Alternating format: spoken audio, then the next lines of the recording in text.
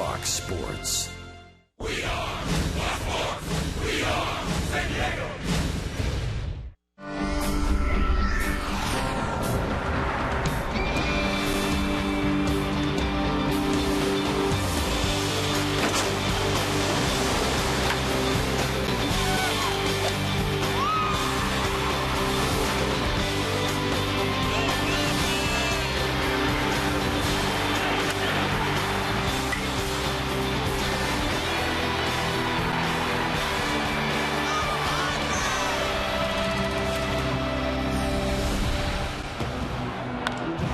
Lifts that one to right center. A long run for Camp. He can't get there.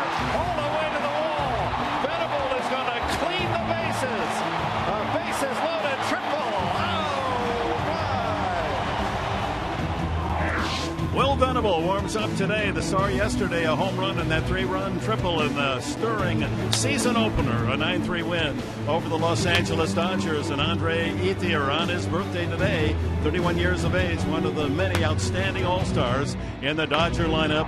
Going after the Padres, it's Game 2 of this 3-game series at Petco Park. The Los Angeles Dodgers and the San Diego Padres. And good evening, everyone, with Mark Grant, Dick Enberg. Pleased you're with us. Still a lot of talk about yesterday's fantastic opener, 44,000. The right result. The Padres get a big win and plenty of excitement in the process. Yes, and the lineup really coming through. You know, you couldn't have written a better script for opening day yesterday. We saw some exciting baseball, close baseball early, and then the Padres busted out because of two certain Padres that were really swinging the bat well yesterday. And Venable got the Padres off to a good start the first time up, first inning. The one thing that really stuck out, the common thread, as Will Venable went yard, the first pitch, these Padre hitters, like in spring training, were hunting the fastball. He kept his hands back enough on this breaking ball, got the fat part of the bat on it. He slides in just to get those britches dirty for the triple. And then Nick Hundley, that was a mistake. If there's a game plan this evening for the San Diego Padres, is to capitalize on the fastball mistakes out of the hand of Chad Billingsley. That's what they need to do to carry it over from yesterday's ballgame. It'll be Billingsley, the right-hander, who's had great success against the Padres coming off the DL. He's had a bad index finger. We'll see how well he's able to control his pitches tonight. Well, speaking of control and the variety of pitches, I like your call. The mix master, Eric Stults, on the mound tonight for the Padres. Well, he had quite a groove last year, and there's no reason why he can't continue from what he did in New York. Great numbers, 5 innings, 3 hits. A big key, keeping him off balance. So I think for Eric Stults this evening, he's got to look forward to this. Let's keep an eye on this. Not only strike one, but strike one with the off-speed stuff, because this Dodger lineup, they like the fastball just like the Padre hitters do. But if he can throw that changeup, if he can throw the curveball for strike one, I think he's going to have these Dodger hitters in fits, and he can go deep into the ballgame. Well, Stults in his last 11 starts going back to last year is 8-1 for the Padres. Well, one low moment yesterday in the opener with Carlos Quentin struck by a fastball on his right wrist. How serious is the injury? We'll have that report when we come back.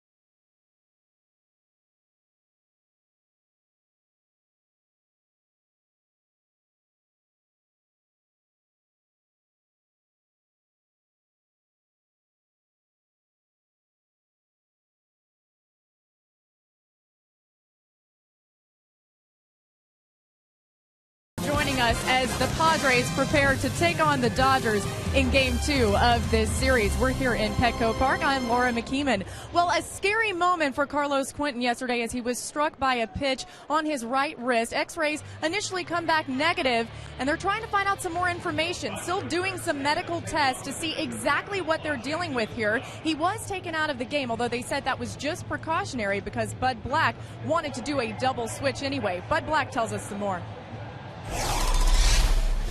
Carlos is still a little sore. He's gonna. We're medically we're working him up,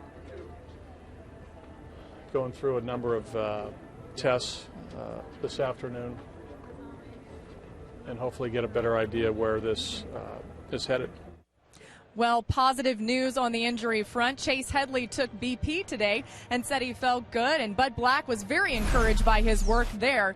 Taking BP and getting some work in, it's going to be good for him to see if he can get back out there. He took ground balls as well, and so far, with the glove on and with a splint, minimal pain for Headley, which is very encouraging. Bud Black said in the next 3 to 4 days we could know about his minor league rehab assignment. Coming up, we've got Chad Billingsley making his 2013 debut, and Stults looking to continue the success he had in his last start in New York.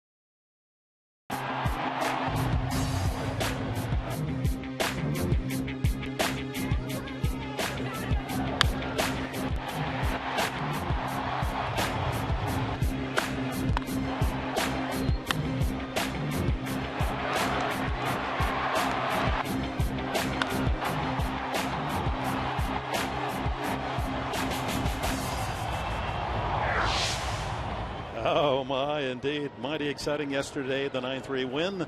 Padres over the Dodgers, first of a 3-game series. They were set for Game 2.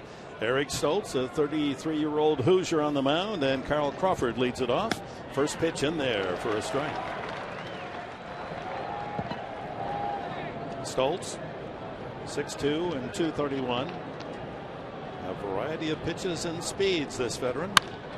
High fly ball hit well to left field. That's carrying to the wall and is gone.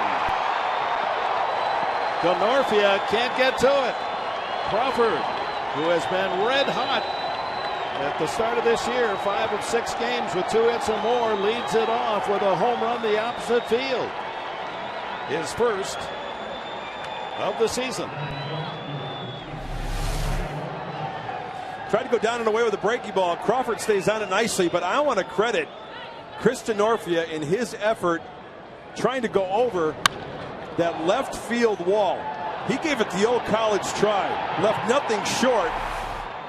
And you know, quite honestly, I think Chris Denorfia in his heart thought that he had a chance to maybe catch that baseball. What a great effort. Yeah, it was indeed. Ball barely over the fence, much like Uribe's home run to right field yesterday, just to the top of the outfield wall. He climbs, he extends. It's back a couple of rows, however. Crawford, who was injured last year coming over from Boston, has been mighty productive at the top of the order so far for the Dodgers. Tonight's Dodger lineup is brought to you by Hyundai. Crawford, Ellis, Kemp. Adrian Gonzalez had an RBI yesterday. Ethier on his birthday. Cruz at third. A.J. Ellis, Justin Sellers, and Chad Billingsley at the bottom end of the order. Mark Ellis off to a good start. 348. Between Crawford and Ellis, a lot of base traffic in front of Matt Kemp. Kemp has had a disappointing start, and he's disappointed with himself, expressing that. Popped up and out of play. Hundley didn't know where that one went. He was glad to see that it cleared the screen, went into the crowd. He was looking with his hands up as if, where's the ball? Yeah, tough part of the night. Dusk. There's not a cloud in the sky. A beautiful night downtown. Need some help from your teammates. Slow curveball. He punches it down the right field line. Just foul.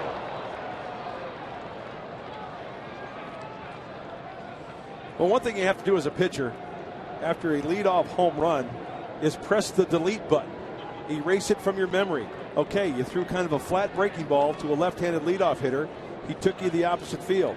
Forget about it. And the bottom line is, you know what? You have to score at least one run to win anyway, right? So, plenty of time left. But that is a sudden jolt to first man up. Second pitch of the game, able to go opposite field for the home run. 1-2. Line drive right at the shortstop, Cabrera. That ball was scalded for the first down. Now it's time for tonight's scouting report for Eric Stults, brought to you by Jaguar of San Diego. Hey, mix it up. Dick, you talked about it in our open. He's the mix master, the changeup, the curve, 2 types of curveballs, 3 types of fastballs, anywhere from 83 to 90. And don't fall into any patterns. That will keep the Dodger hitters on their toes and hopefully off the sweet spot of the bat. 5 innings in New York, allowed 5 hits and no runs. Here's Matt Kemp, 3 for 25. Spins that slow curveball up there just off the plate. Kemp saying it's on him. He's not producing here in this first week. Totally unlike last year when he tore up Petco Park in the opening game of the series. A changeup. He's got 3 hits. All 3 are doubles. It's exactly what I was talking about, Dick, in our open regarding Eric Stults and what he needs to do tonight. First pitch, breaking ball, he missed for a ball. It's so important that one of the first 2 pitches are for a strike. Oh, back-to-back combos. Changeup, finds himself ahead. Adrian Gonzalez on deck. Dodger first inning.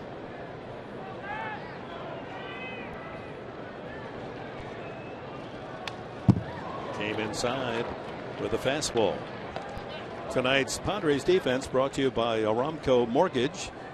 Denorfia in left field for Quinton. Maben in center, Venable in right. Jerko, Cabrera, Amarista, and Alonso on the infield. Nick Hundley behind the plate for the left-hander Eric Stults. See him double up there with the fastball in. Does not want to have Matt Kemp get extended. But the big key is Stults getting it in there. You lead that pitch over the heart of the plate, it's 2-0. Hey, the Havocamps are here, going home with a souvenir. Welcome to the ball yard. Yeah, be able to buy himself a Padre jacket now. Yeah, there you go. Ground ball to third. Jerko on the run. Makes the play.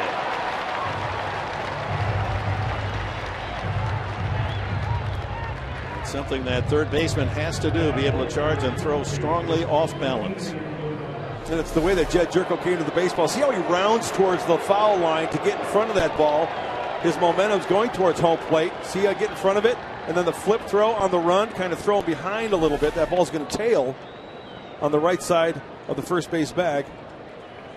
Big out. Yeah, Chase Headley from the start of spring training, even with his injury later in the spring, has been a close comrade to Jerko. And Jerko constantly going to him, asking him questions, and Headley free with his advice and free with his support of Jerko. So eventually we'll move back to second base when Headley is activated from that fractured thumb. Adrian Gonzalez, terrific start. 10 for 23, 435 average. A couple of hits yesterday, including an RBI that tied the game at 3. 1-1.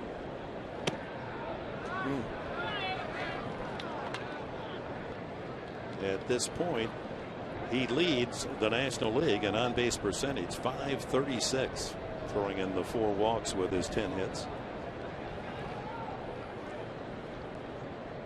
Slow curveball off Stults, caroms to Amarista. It's a 1-4-3 put on. Well, the game opens with a home run. Carl Crawford, his first of the season. Dodgers take the early 1-0 lead.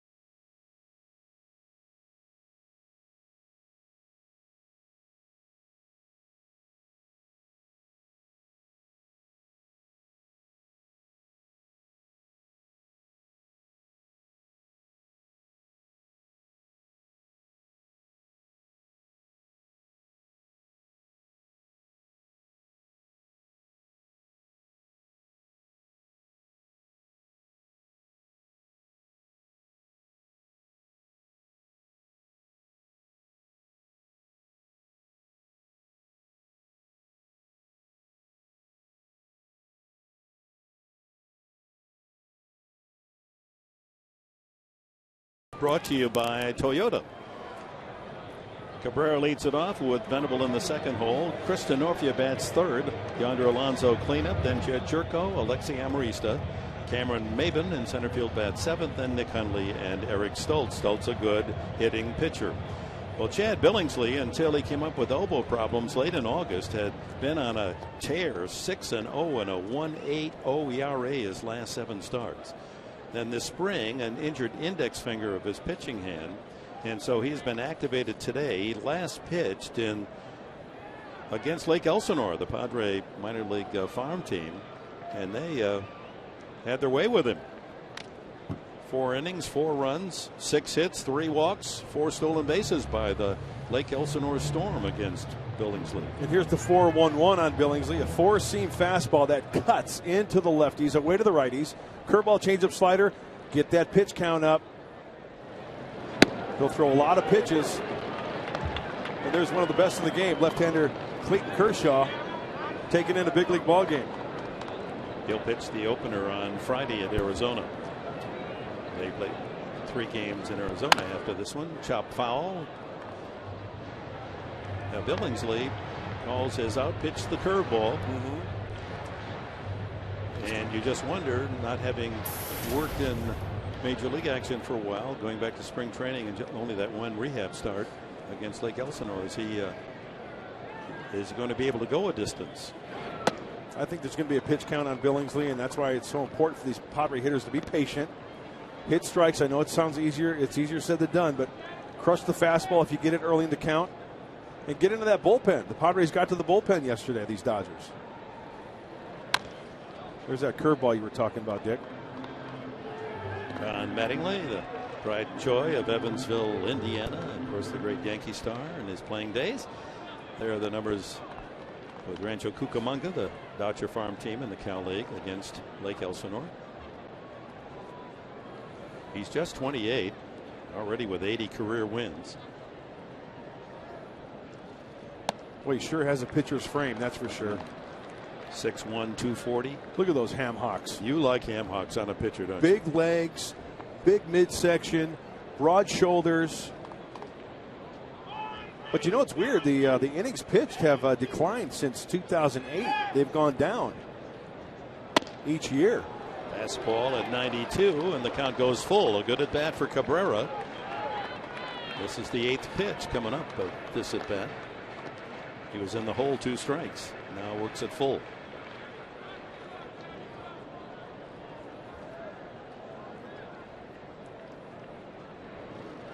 Ball 4, too high. The leadoff walk. Cabrera gets things rolling here in the bottom half of the first inning. Tonight's defense brought to you by Hyundai. Crawford, Kemp, Ethier. What an outfield. Cruz at third tonight. Sellers at short. With Hanley Ramirez still recovering from ligament damage in his thumb. Mark Ellison, Adrian Gonzalez on the right side. A.J. Ellis behind the plate.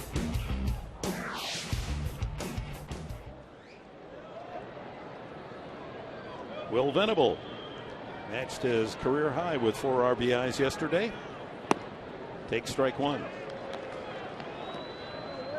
Ball's jumping tonight, it looks like, Dick, huh? That home run off the bat of Crawford. That's the type of pitch Will Venable can take the opposite way as well. Yeah, very light air, no breeze to speak of. It's a relatively warm night.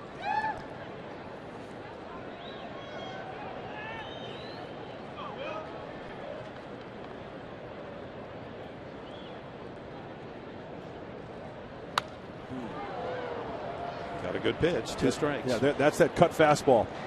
It moves just a little bit. And all it takes is a little bit to avoid the sweet spot. You start it on the inner half a little bit. It's got to be a strike, right? So a hitter, you have to commit. By the time you commit, that ball is off the sweet spot by about a few inches.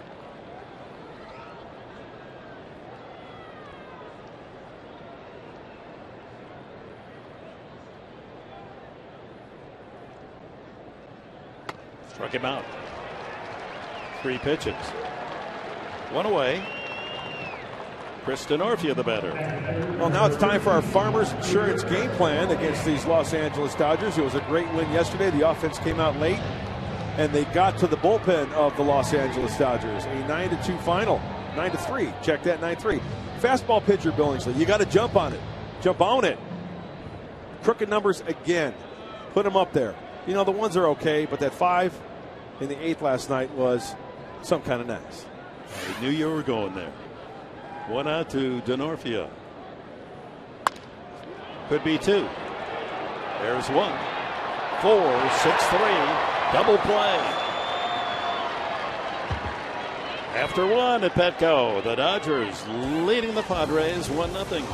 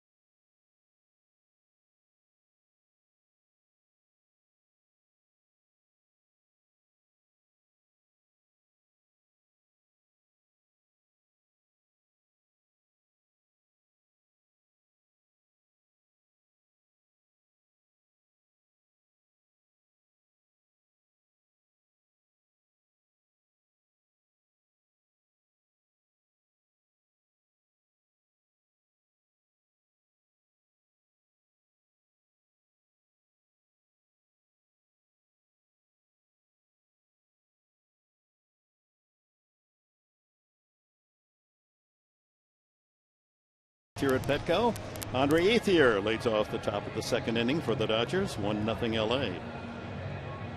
Ethier, happy birthday to this Arizonan, 31 years old. 6-game hitting streak for Ethier, and if you go back to last year, he finished with a 3-game streak, so 9 games in a row with a base hit. Lefty against lefty. Ethier with a .318 start.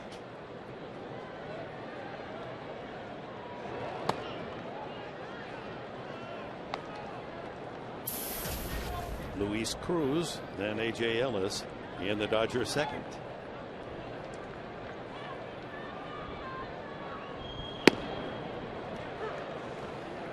First pitch, breaky ball misses, right? Second pitch, fastball for a strike. Tell you what, Eric Stults has really got to be on his game and have those crosshairs for a perfectly located fastball, because you don't want to miss with Andre Ethier or anybody in this Dodger lineup. There's that big, slow rainbow curve that misses inside, 2-1.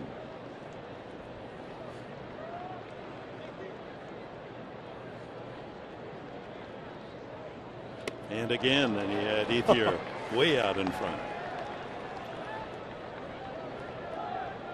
Does it look like Andre Ethier's getting younger, for crying out loud? My goodness, this kid hasn't aged a bit. It looks like he's the same as his rookie year. Comes back with a fastball, wastes it inside, and the count full.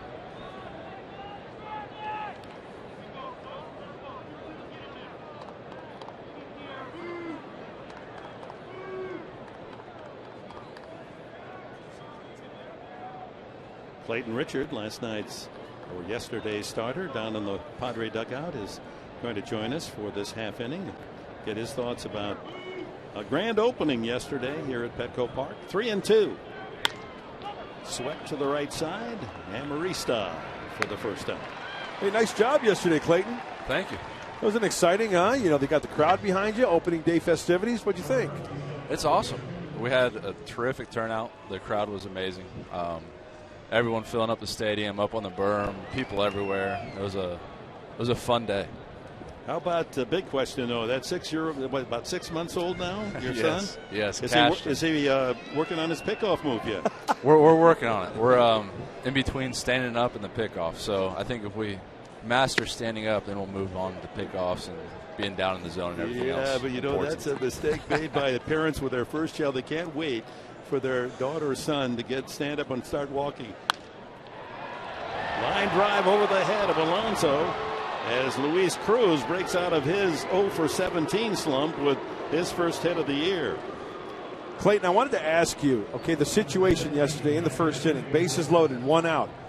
Every pitcher thinks, okay, I need a comebacker here, but what are the chances of that? Now, when the ball was off the bat and it was directed to you, what did you think? Did you almost panic, not knowing what to do with it?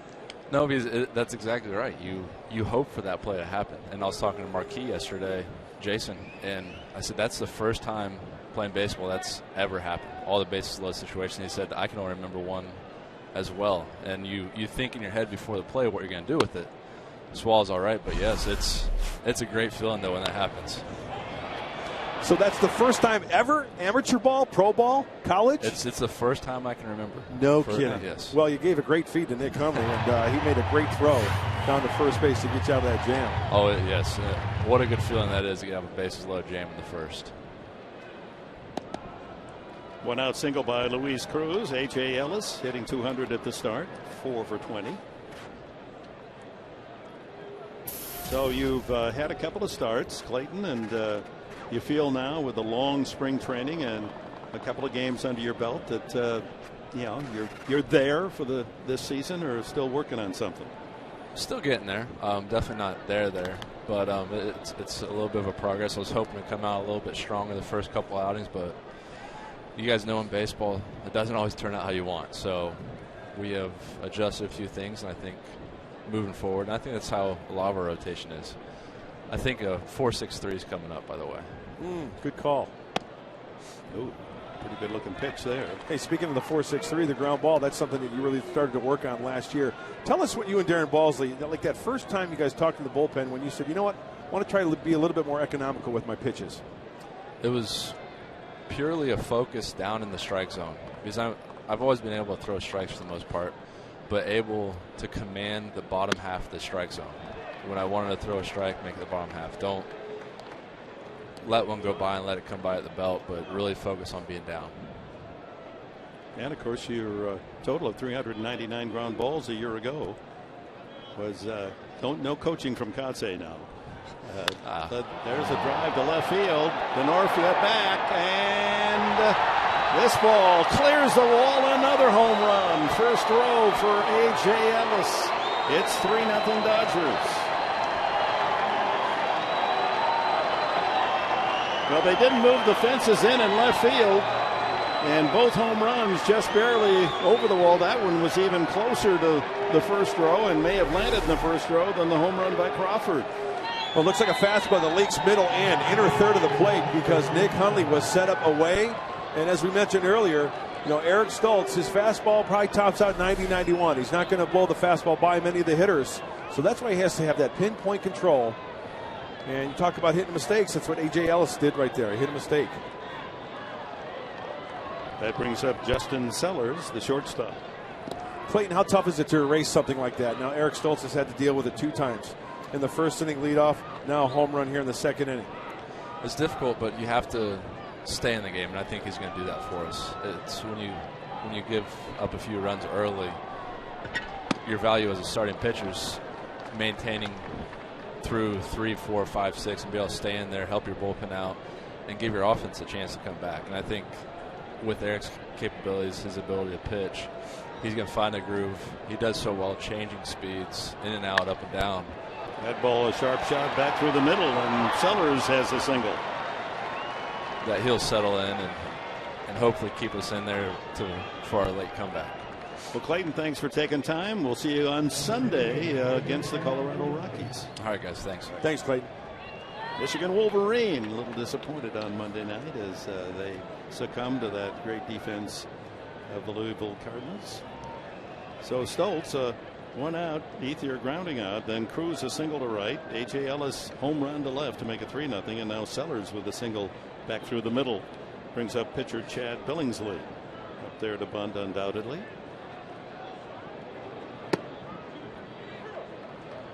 Billingsley, a lifetime 142 hitter.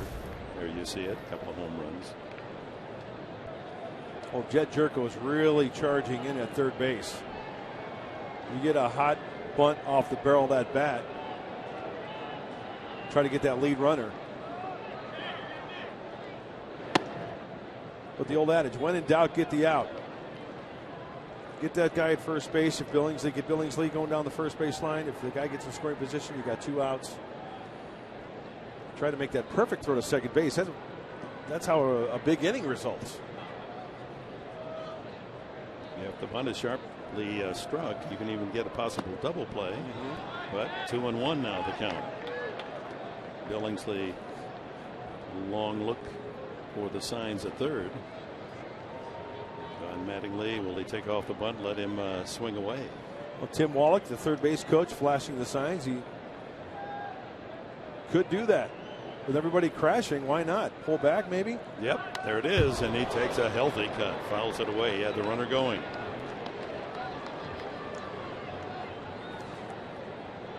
As a pitcher, you're just playing a game of pepper there. That might have been too big of a swing for Billingsley with that big hole on that right side.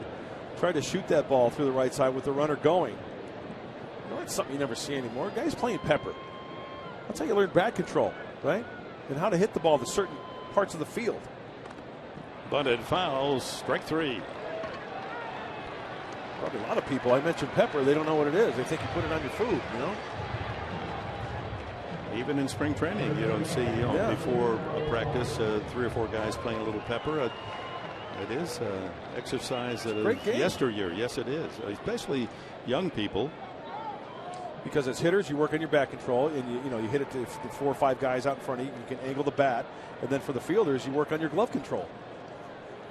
Crawford, his 7th career leadoff home run in the first inning, and he takes it low, ball 1. 2 outs. Sellers at first base for the Dodgers. Early 3-0 lead on home runs.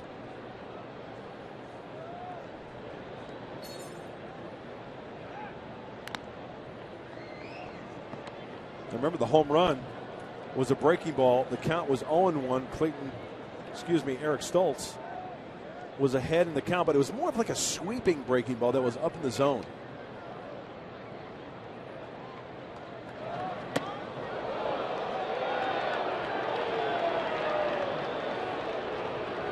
Off with the old number 2 on the curveball.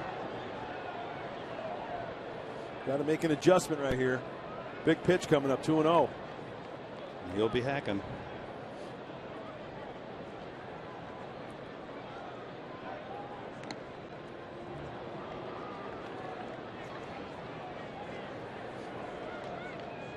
Crawford knows that he wants to throw a strike, 2-0.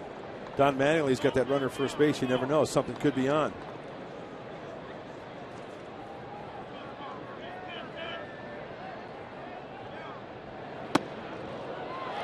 Ooh, got a call there. Just did nick the inside corner. 2-1.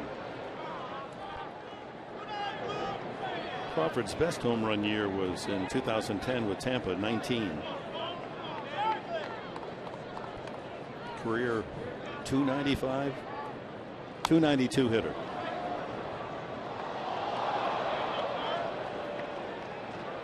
With Tampa Bay, hit 300 4 times.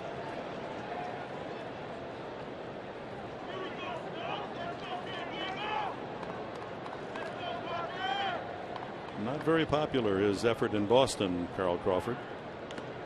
And then the trade in August with Adrian Gonzalez and Punto to Los Angeles. There are his career numbers. It just didn't live up to high expectation with the Red Sox.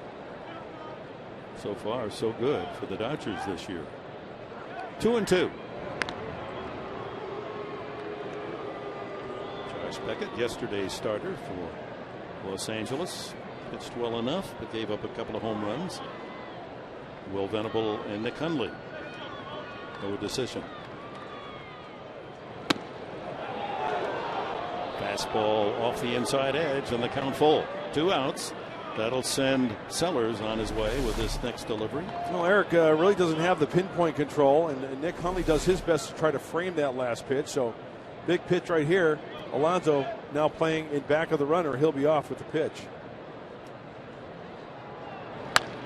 Another shot to left. That'll slice foul into the crowd.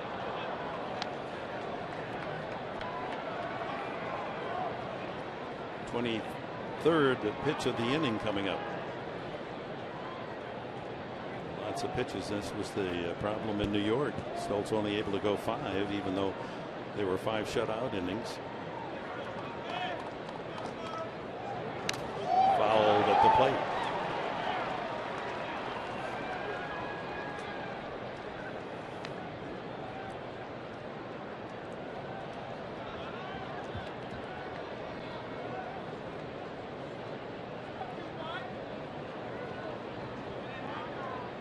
Crawford, a native of Houston.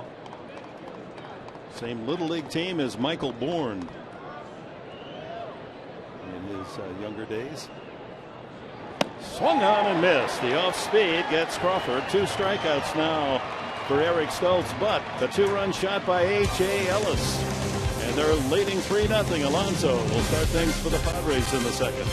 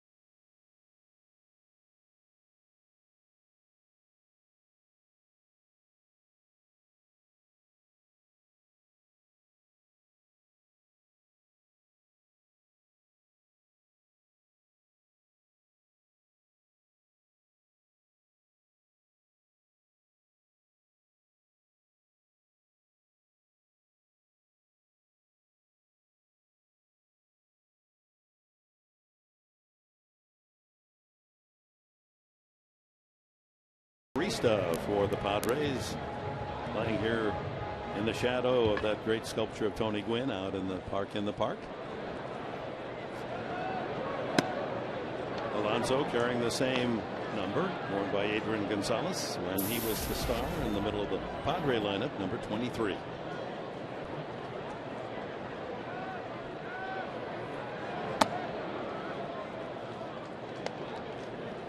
Billingsley from Defiance, Ohio, 10-9 last year before the elbow injury. So he's won in double figures 5 straight years. That one's in the dirt. 16, 12, 12, 11, and 10 wins. And even with that, the Dodgers seem disappointed. They figured he was a 15 to 17 game winner consistently. Yeah, high expectations when Chad Billingsley first broke into the big leagues back in 2006. And as I mentioned earlier, in 2002, that was his career high in innings pitched. In 08, 200. And then, you know, not a significant amount of innings, but gone down. 196, 191, 188. And last year, of course, because of the injury, 149. Struck out Alonso. Jammed him with that cutter. Okay, Padre fans, it's time for our AT&T Twitter poll question for this evening. What is your favorite new feature here at Petco Park? Is it the bullpens? Is it the jack deck, beer garden, cocktails, or the fences? Now, how you do, you go to Twitter, and then you go hashtag bullpens, hashtag jack deck. Ground ball right side off the bat of Jerko. Ellis feeds Gonzalez 2 away. You get the idea. We appreciate you jumping in. Hey, there's the bullpens right there. A good view of the double-deck bullpens. Dodgers on the left, Padres on the right. That's a great seat out in left center field. Yes, you it don't is. see the game, but you're the first to see who's warming up. You get to watch the stuff that a pitcher has. Amarista. 4 hits and 22 at bats. Hey, that's my favorite spot of the ballpark, the jack deck. Jack Daniels, old number, coming to the ballpark and do the old number 7 on him.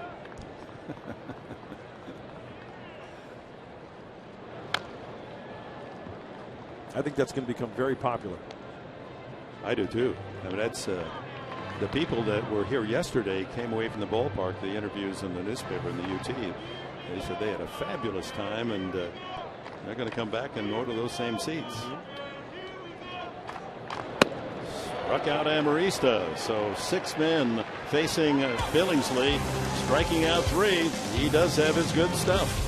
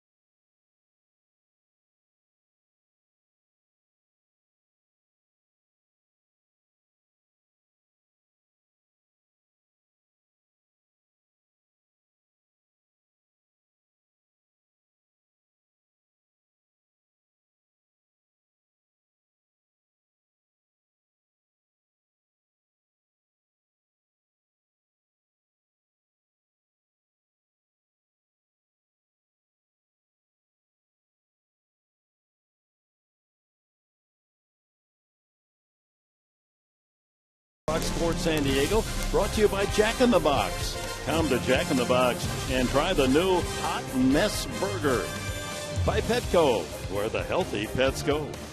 And by Farmers Insurance. Contact your local agent at 888-96-FARMERS. To the top of the third, the Dodgers will bring up Ellis, Kemp, and Gonzalez against Eric Stults, leading 3-0. Ellis lined out the Cabrera's first time. Imperative, have to throw up a 0 in this half of the third inning against the Dodgers. Eric Stults needs a quick inning. Get back in that dugout. It's the bottom of the order. Check that. 2-3-4 for the Dodgers. 50 pitches already for Eric. Yep, that's not good. Yeah. And he falls behind 3-0 to Mark Ellis. Padres starting pitching of concern to Darren Balsley and Bud Black. Yeah, you don't want to burn up that bullpen. Jason Marquis is the only pitcher who's gone 6 innings. He pitches tomorrow. All the rest have been 5 or less. Lifted foul and out of play down the right field side.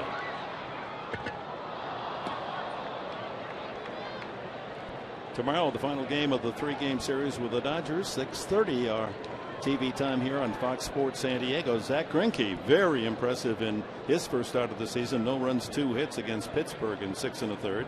Jason Marquis on the mound for the Padres. Line drive, hooking down the left field line, just foul. Couple of feet foul as Mark Ellis flirts with extra bases. Well, Dick, here's one guy, Corey Lupke, who cannot wait to get back healthy. Coming back from Tommy John surgery on that left elbow. He's now throwing 75 to 90 feet. He's just progressively long toss, stretching out. Good sign. Progress is being made. Frustrating. These guys that have to sit and watch, and hey, they're like thoroughbred horses. They want to run. They want to go. Hear that bell and compete. Yeah.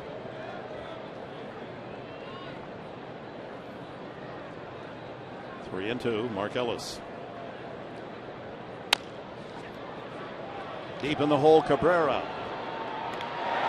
Oh, what an arm. What an arm. One away.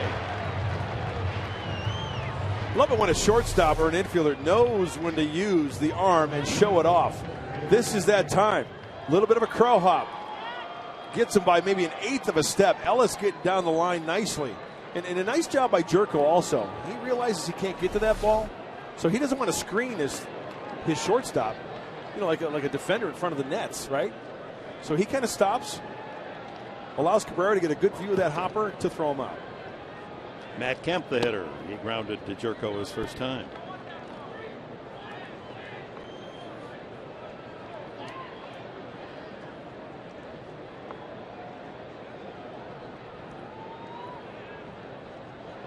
Slow curve. There's that tantalizer. Well, hey, if you want some audio and visual stuff for your home, Southland Technologies for people to call. They're sponsoring the Fox Tracks. Give you an idea how Eric Stults and Chad Billingsley are going after the hitters tonight. Staying down in that zone, going soft with pitch number 2. Just at the knees to Matt Kemp. Here comes the fastball in. And at 88, after all the slow stuff, that seems like 98. You betcha.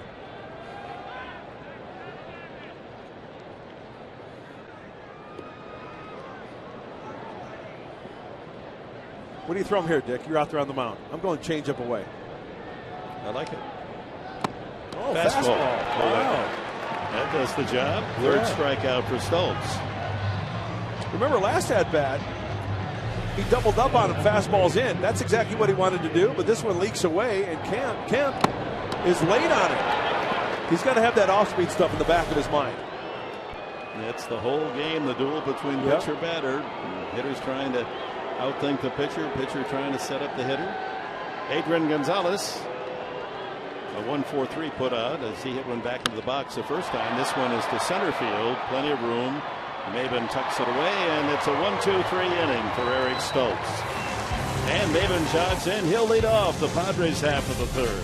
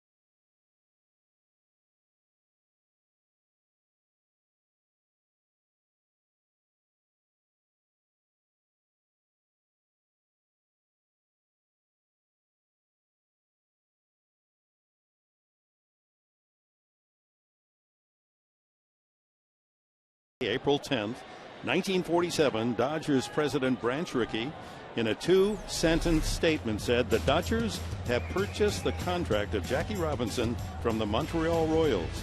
Second sentence, he will report immediately. And the game was changed forever. Jackie Robinson in that movie number 42, talking with those who have seen the preview. High recommendation for viewing for fans. First pitch, Maben sends it sky high to center field. One pitch, one out. Can't wait to see that one. Always love a good baseball movie. And that one in particular. Robinson, who had to fight the prejudice in his own clubhouse. Some of the teammates with the Dodgers at the time refused to speak to him. And opposing teams with their taunts. And paraphrasing Branch Rickey, when he signed Robinson and told him what a tough situation he was going to encounter, said, I don't want a man that can fight. I want a man who doesn't fight. Oh, there's that 12-6 curveball from Billingsley. It was a great thrill. I had a chance to meet Jackie Robinson back in the Sports Challenge days. Remember you telling me that story. Great story. Picked him up from the airport, right? Right. Squatted in an old car that didn't have a back seat. And the young kid picked up Jackie Robinson in this jalopy. And I didn't mind sitting on my haunches just to be behind Jackie, hear him in that high-pitched voice of his. Ripped by Hundley, and the Padres have their first base hit. Hundley with a home run, his first of the season yesterday. Maybe that'll get something rolling for San Diego here. Last of the third, trailing 3-0. We talked about Nick in our open. And what did he do yesterday? He crushed a mistake for a home run. That is a Billingsley mistake. He wanted it down and away. It's a fastball. Great swing through and through. Throwing that bat head. Hitting that ball sharply to left field. Eric Stults, a .250 hitter last season with the Padres. And he's up there to bunt. And it's a good one. Third baseman Cruz makes the play over to the second baseman Ellis, and the runner moves into scoring position. Time now for the Sycuan Casino vacation stat of the game. National League career leader since 2007. Well, there's some big names there. Lincecum, Hamels, Kane, Kershaw, and Billingsley right with that company in terms of strikeouts.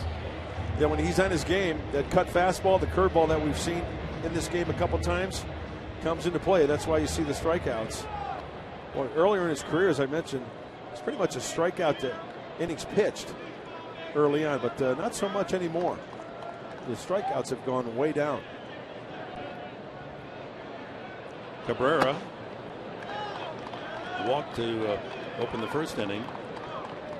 Billingsley started his major league career against the Padres in June 2006 here in San Diego, and sure enough struck out Mike Cameron the first inning for his first big league strikeout, and now he's over 1,000.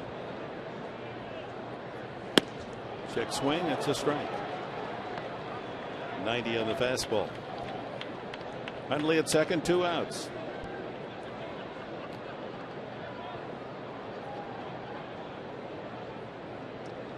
It would be big for the Padres to pick up a run here. Cut into that 3-0 lead.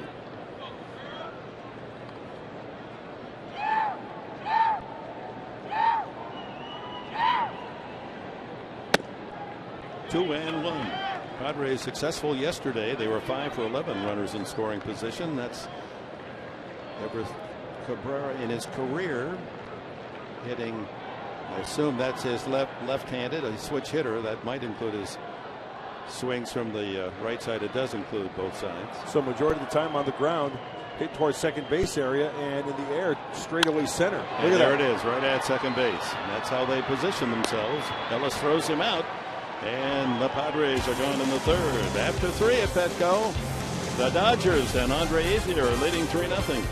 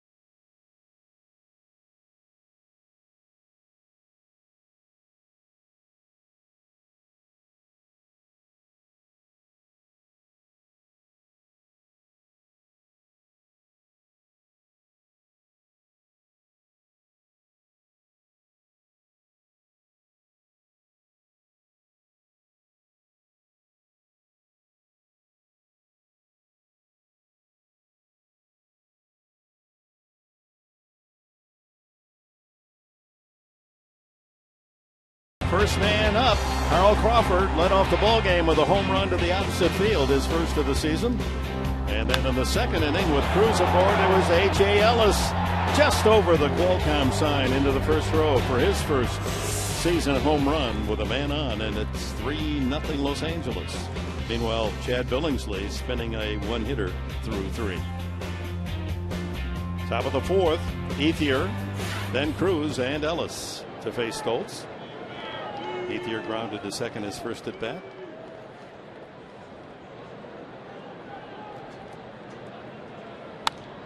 Out of play. And we bring in Mark Sweeney down by the Padre dugout, who is muy guapo tonight in that good-looking suit. And Mark, the question I have for you, in an early lead like this, as a hitter, the one thing you cannot do, and correct me if I'm wrong, try to do it all yourself. You got to hit the 5-run home run. You got to do it. You can't do that. You got to maybe pass it on to the next guy, right? Well, I agree with that, Mark. And you saw that early in the season when they were on the road. It looked like individually they were trying to do too much. Offensively, you got to stay within your plan and try to not overswing. You've been seeing a couple overswings tonight by the Padres. Understand, Chad Billingsley's got a lot of power behind his fastball. Just put the barrel on it. Yeah, he's got the good cutter. Yeah, there was some thought that after the performance at Lake Elsinore, less than mediocre, that he might not be sharp tonight, but he's thrown 3 very solid innings. First one of the year, Mark Sweeney. I was wondering if Laura was going to be all right there. Good. And I even just tossed the ball to the fans, too. Good so I'm like an old pro over here. Making fans. Laura McKeeman, Hopper, Sweeney, look at that. He wants no part of that. Yeah, right. Ducking and dodging.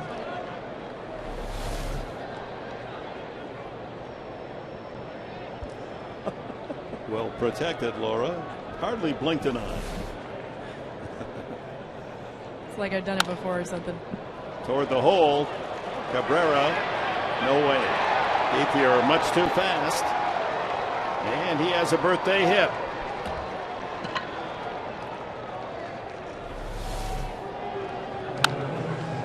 Well, out of the... I'm surprised Jay Jerko didn't dive for that ball. Was hitting a hole, long run for Cabrera to get to that.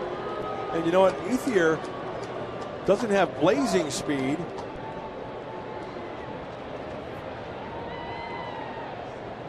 But beat it handily, and a leadoff base hit. Cruz single to right his first time. 0 for 17 starting the season. He called up his dad, who is a hitting coach in the Mexican League. And Mark Sweeney, it's interesting what advice father gave to Luis. He just said, have fun and don't take first pitch strikes. Yeah. How about that? I think that's great advice. You don't want to take first pitch strikes. You want to be aggressive, especially these opportunities that Luis Cruz has gotten. Don't take that first pitch fastball, especially. Chop to third. Jerko has to back off. Gets one there. Back to first. Not in time. By giving some ground, Jerko gave up the chance for the double play rather than risking the short hop. So they get the sure out at second on the fielder's choice. And I think that's the bottom line, getting that lead runner. Hey, if you turn 2, hey, that's a feather in your cap. He backs up, fires a strike, has to get rid of it quickly. And then let's watch on the turn at second base. Amarista, oh, he gets rid of that quickly. He did everything he could. He did it perfectly. Nice turn by Alexi. It was close. Cruz hustling hard, just does beat it out. A.J. Ellis, 2-run homer, his first time. On the outside corner for a called strike. You know, guys, with A.J. Ellis up there at the plate, not a home run hitter, but we saw that in his first at bat, that he has the power behind him, but he is a good hit and run guy. Not a bad situation to see a hit and run, especially when they're up 3-0.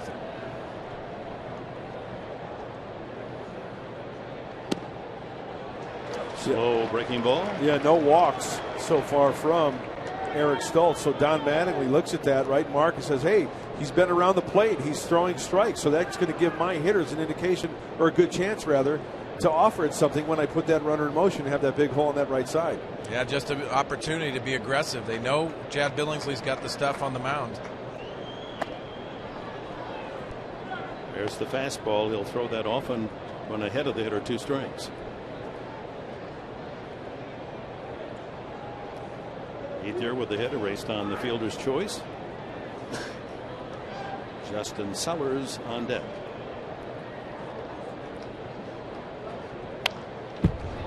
So Mark Sweeney, you're reincarnated. You come back here as a 19-year-old, and the powers that be say you can have any one of these three left-handed swings we're seeing tonight. You can have Carl Crawford, you can have Andre Ethier, or Adrian Gonzalez's swing. Well, I like Adrian Gonzalez's swing, and I saw it in a Padre uniform, but I'll take the power and also the swing by Andre Ethier. Yeah, not a bad choice. And, Carl Crawford is the type of hitter, different types of hitters. Adrian, great command of the strike zone. Crawford showed some pop the opposite way, leading off tonight.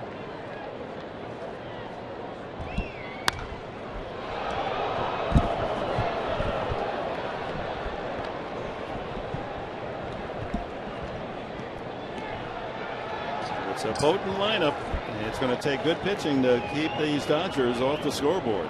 Seeing it tonight.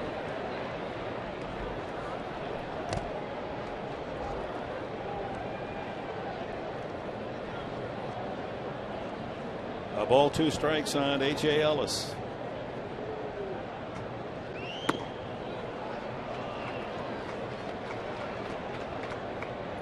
Ellis walks a lot. Last year, his best in the big leagues. 65 times he walked.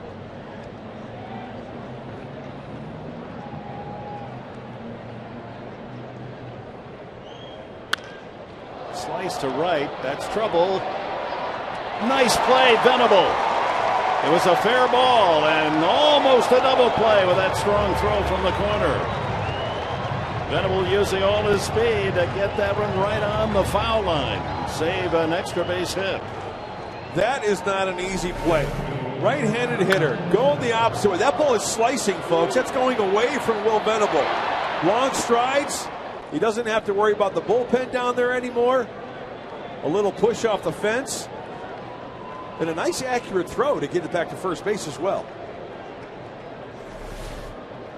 So 2 gone to Justin Sellers. Grounded a single to center. His first.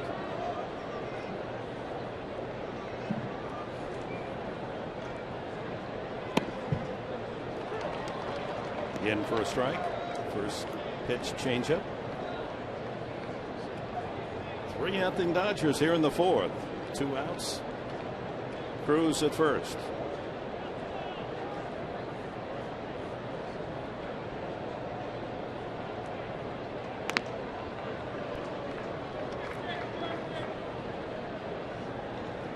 So tomorrow at 6:30, our Fox Sports San Diego telecast of Game 3. Zach Greinke against Jason Marquis, and then Colorado in town Friday, Saturday, Sunday. The matchups: Garland will go Friday against Tyson Ross. John Garland. Jhoulys Chacin, we saw him pitched a good game up in Denver against Edinson Volquez, a rematch of their Colorado duel on Saturday, and then Sunday Jorge De La Rosa against Clayton Richard.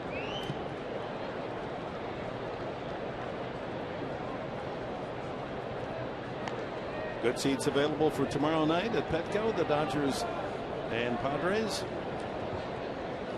Padres hoping to win at least one of the next 2 and take a series against this Dodger team.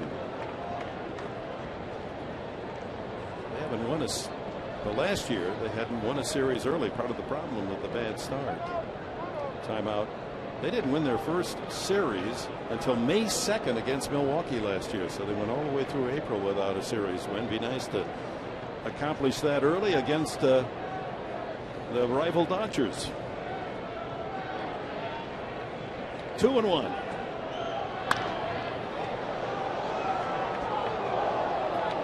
There's one of those mid-range fastballs from Eric Stults. That was 86. Anywhere from 83 to 90, at times maybe 91. You see the pitch breakdown, a total of 79 for Eric. A lot of pitches, the Dodger hitters seeing a lot out of the hand of Eric Stults. Here comes the fastball in. Too high and a full count. He's not afraid to throw that changeup, full count.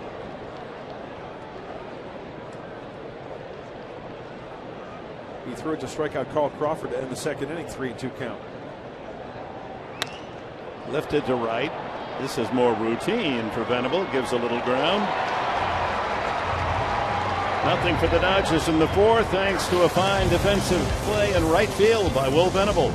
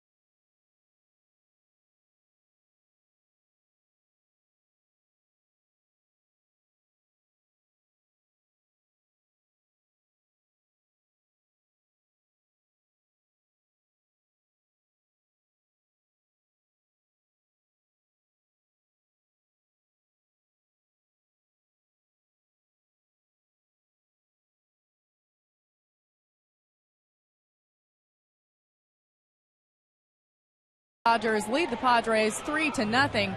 And yesterday, after the Padres' magnificent win, we were doing an interview with Will Venable, and Cam Maben came out of the dugout and handed him a little monkey. And he said, hey, take this. Will Venable was kind of confused, didn't know exactly what it was, but it turns out Cameron Maben's 5-year-old kid went to Build-A-Bear and created a nice little rally monkey for the Padres.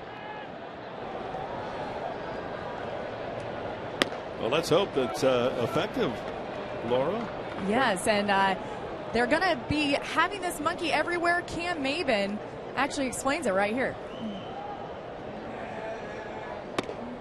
Venable struck out his first time. He's a rally monkey. His name is Rally Win, and you know, it sounds like a joke, but it's something we got to take serious. You know, he's going to bring us a lot of mojo, and I think he's going to keep us loose. I think more than anything. You know, when you start off a little slow, you need to stay loose. You don't need to tense up and get too worried. So I think he's going to keep everybody loose, and that's the biggest thing right now. Is, we got to stay loose and we got to continue to have fun because we got a long season left.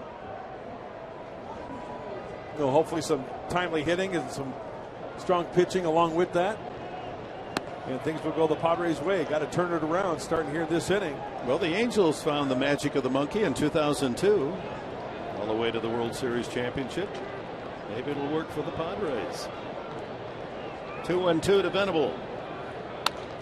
That ball will become a souvenir down below.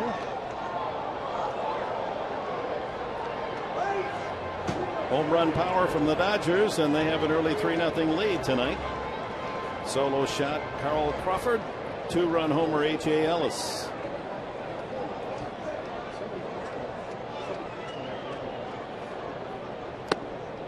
And the count full to Venable.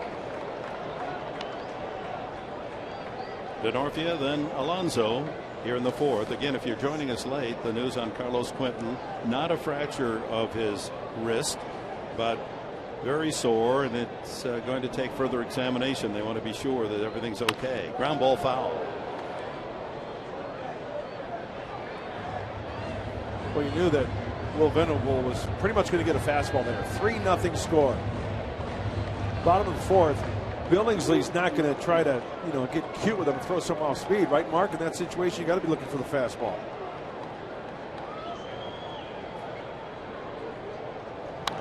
Ball back toward us.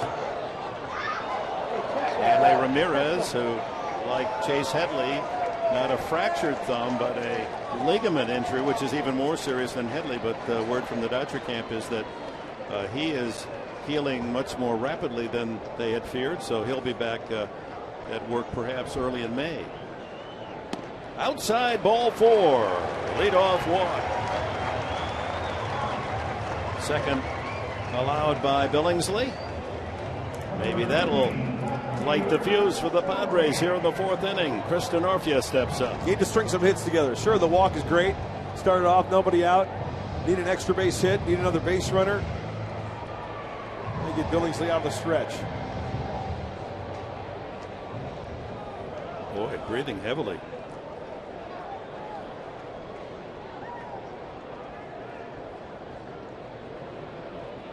First time Denorfia grounded into a 4-6-3 double play.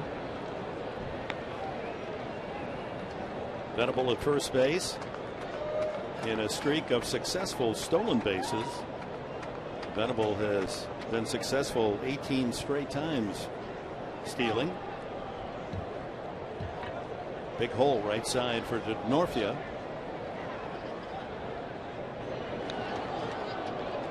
Big lead Venable. Chase back. Pretty straight away in the outfield. Straight away in the infield. Double play depth, short and second.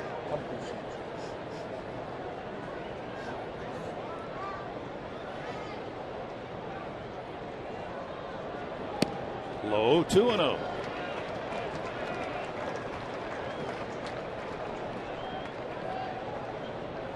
Padres want Billingsley to throw as many pitches as they can force him to throw. He's not had a chance to work long into any games in the spring. 4 innings in that minor league game, rehab game. What's in the tank? Well, that fastball was at 90.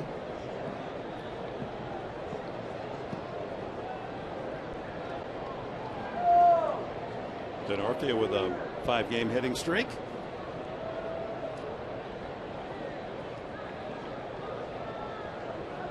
Got to look fastball here, away. Hit the corner. You're right on the outside corner with a 91-mile-an-hour fastball. Chris Denorfia, take a look at the percentages. Balls in play, utilizing the center of the diamond. 18% center field, 8 home runs there.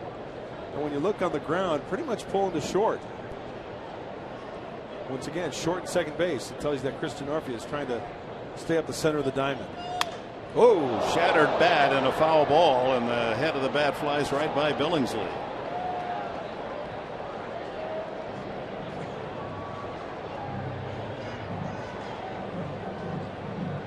Thank goodness no one gets hit. Oh, he got jammed big time. Chris didn't even know where the ball went at first. He was watching the head of the bat. Guys, I've seen a lot of broken bats, but I've never seen 2 pieces in both hands. And that was, a lot of laughter in the dugout right now because a lot of people haven't seen that. What did you swing, Mark? Ash or maple? I liked maple. Those are the only good bats I could really get, but that was later in my career. Is there a significant feeling, the differences between ash and maple? I don't think so. The sweet spot's the sweet spot. Good call. Line drive, base hit, right center field. That ball rolling into the gap. Kemp finally cuts it off, and here comes Venable flying around third to score. It's 3-1. A double for Chris Denorfia.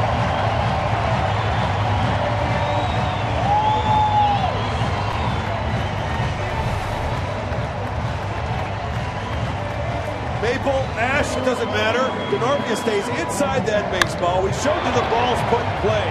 Center field, shortstop, second base.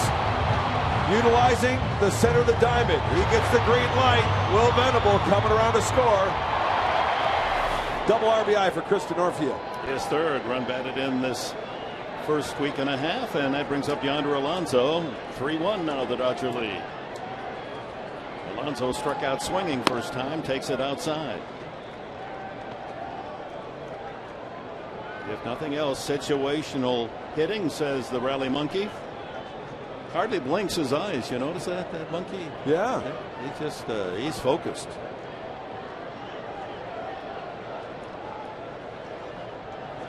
Way outside again. And that'll bring A.J. Ellis out to the mound to talk to Billingsley and pitching coach Rick Honeycutt. Those last two deliveries not close. You know, guys, down here on the field, you can see Chad Billingsley working out of the stretch, just quickening his windup, and I think a lot of that had to do with Will Venable at first base, just getting out of his rhythm. That's the tough part with Chad Billingsley. When he gets out of rhythm, he starts losing that strike zone. Padres have to take advantage of that.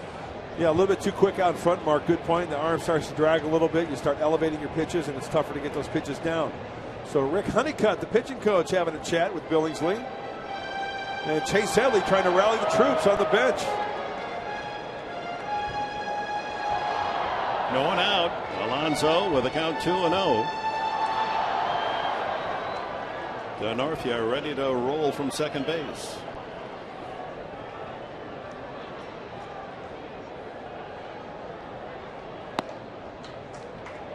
Misses again.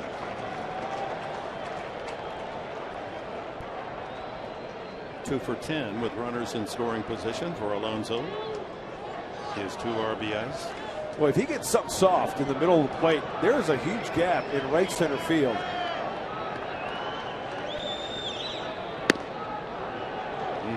That's barely caught the corner. As you can see, look at the gap there. If he puts it that way, gets something soft. For sure, double.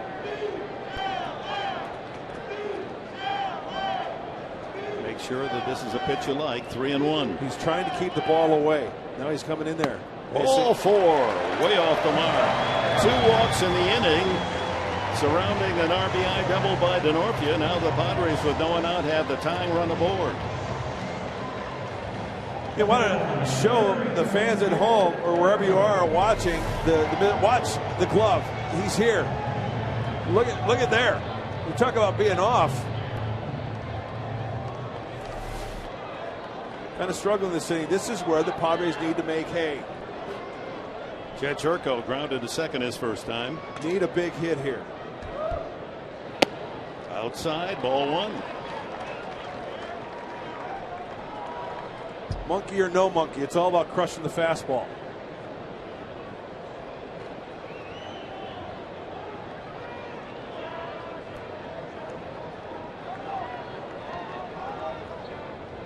Ball 2.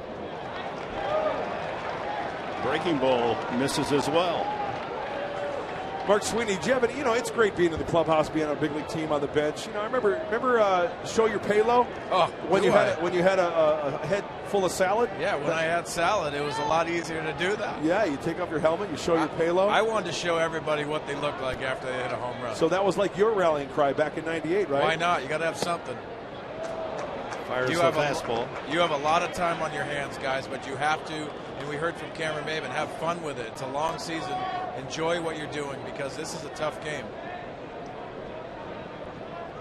2 balls and a strike to Jerko. 2 on, no one out, a run home. Up the middle. 1 there, a double play. That's what the Padres didn't want. That bails Billingsley out for the moment as Denorfia moves to third. 2 out. Sellers says, I'm going to take it myself. Why mess things up on the transfer? See him playing it short, going to his left. His momentum is already going that way. Padres used the double play yesterday and last night to help out their pitchers, 3 of them. And the Dodgers with 2 double plays this evening in support of Billingsley. Amarista, the hitter. Ball outside.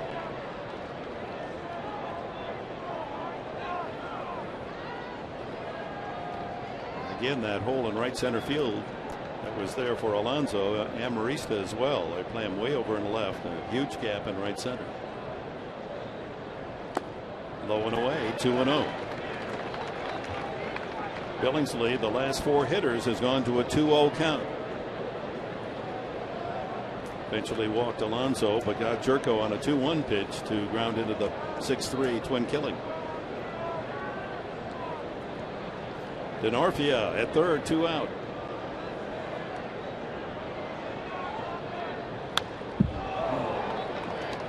.89-mile-an-hour fastball up in the letters.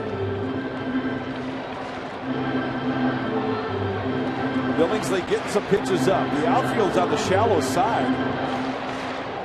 And they're not playing that deep. Now as I look out at center field, Matt Kemp, he's starting to back up a little bit. That being a hitter's count, 2-1.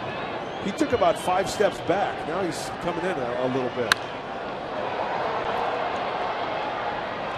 Late swing, and it's 2-2. And Marista struck out his first time.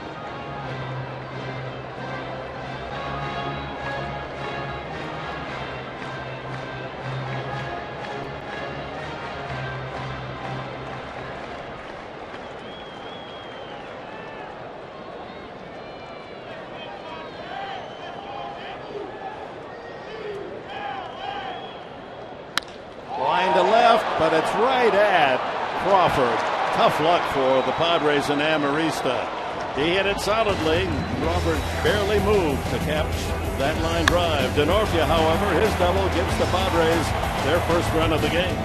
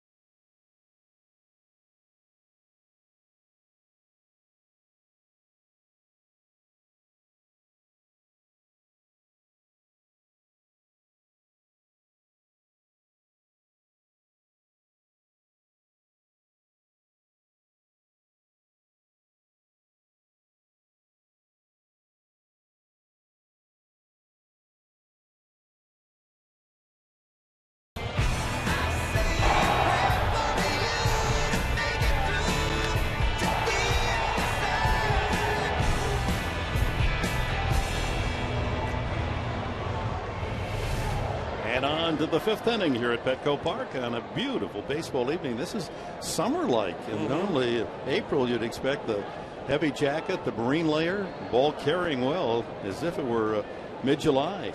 A couple of home runs just clearing the wall for the Dodgers, but they count as well as the bombs that are in the upper deck. A home run by Crawford and a 2-run shot. A.J. Ellis, the 3-0 lead for Billingsley, who leads off here in the 5th. Struck out trying to bunt in the 2nd inning. Stults quickly ahead, 2 strikes. Struck him out for Stults. His 4th strikeout tonight.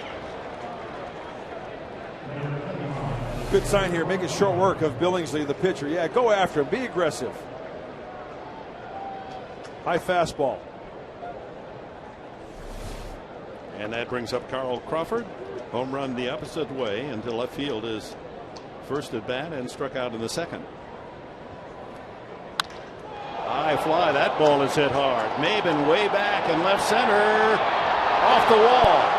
DeNorfia plays the carom. Crawford's going for 3. Here comes the throw. Not in time. Triple for Carl Crawford. What a start for him. He's 13 for 27. 2 hits or more in 6 of 7 games. Well, the home run in the 1st inning, it was a breaky ball away. He took it that way. That pitch was a fastball. When you see Cameron Maben, he's already playing on the shortstop side of second base. Flash look at the wall. Just a step shy of getting there. Now, that's a good way of getting hurt, too, when you have your foot up against the wall there or jam your wrist up against the wall. So infield in with Mark Ellis, the batter. Throw to third, not in time. Ellis, a real pro with the bat. If Don Mattingly would be inclined to try the squeeze, this is a good man to execute it. Line to short. Good play made by Cabrera in the hole to throw him out the last time. Chases the changeup. Hey, Mark Sweeney, you know, you put yourself in the pitcher's shoes, you put yourself in Ellis's shoes. Pressure here, you got the infield in, you got that runner at third base. That's a huge run to make it 4-1. Yeah, it's a huge run. You got to add on because you have to. That's exactly what the Padres did last time. Answer back is so important. But big part of the field always works, Mark.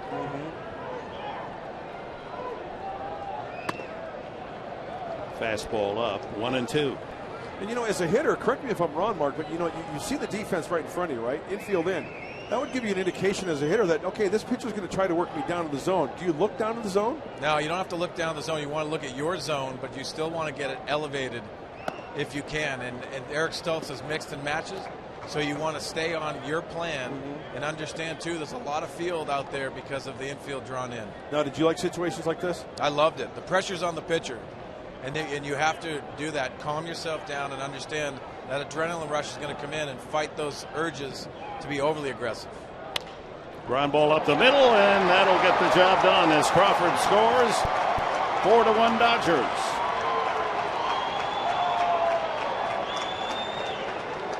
Ellis with his second run batted into the season. So the Dodgers come right back to erase the run scored by the Padres in the bottom of the fourth. Well, with the runner at third base, as you mentioned, Dick, the infield in cut down that range. Just didn't happen to be one of the Padre infielders. As Mark Sweeney said, using a big part of the diamond, that being you get it by the pitcher, very tough to field that ball at the center of the diamond. So the grounder finds a hole. Well, Kyle Crawford, the hitting star tonight, a home run, a triple, and scored 2 runs. Matt Kemp fouls that one away. You know, Mark and Dick, that really indicates when you're playing a defense in like that, it indicates the kind of stuff that Chad Billingsley has and what you think about the Dodger bullpen. You don't want to give up one or more of those runs, and that's a chance that you have to take defensively. Yep. Infield now back looking for 2. Kemp is grounded out and struck out. Yeah, with the way Billingsley is throwing, like you said, Mark, and the way that the bullpen for the Dodgers has been throwing, you know, yesterday's game was the first runs that the Dodger bullpen gave up all year. Anthony Bass getting ready in the Padre pen. How much will they ask Billingsley? Boy, there's a ball way out in front of home plate. 93rd pitch from Stults. Yeah, his last start, Dick, 95 pitches in 5 innings for Eric Stults. The next pitch will be number 94 in 4 1/3 innings pitched. Too many pitches. Dodgers with 7 hits and 2 of them homers and a triple.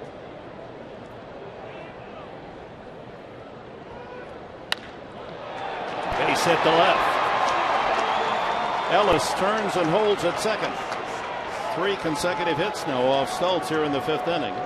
And that'll bring up cleanup hitter Adrian Gonzalez. After looking at this pitch location, it could have been much worse. Some serious top hand from Matt Kemp. Serious top spin there. If he gets underneath that baseball, squares it up a little more, could be out of here. Everyone in the Dodger lineup with a base hit except for Adrian Gonzalez. He was grounded out and flied out.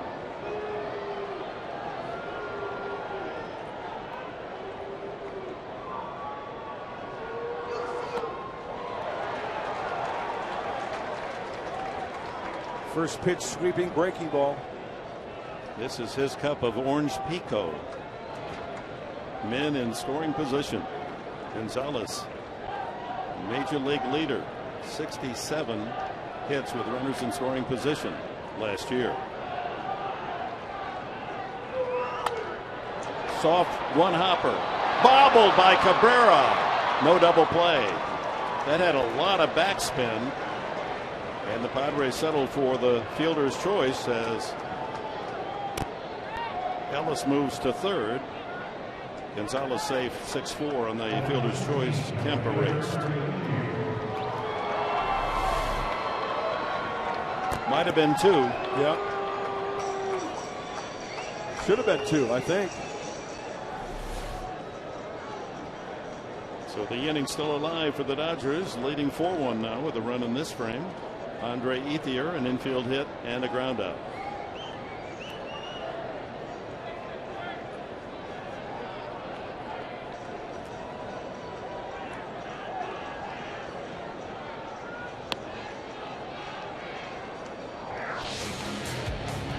Last year, these two men, Ethier and Kemp, they did a lot of damage to the opposition around the National League, but especially against the Padres. Slugging percentage .588 for Ethier and .813 for Kemp, who hit 7 home runs, 12 between them.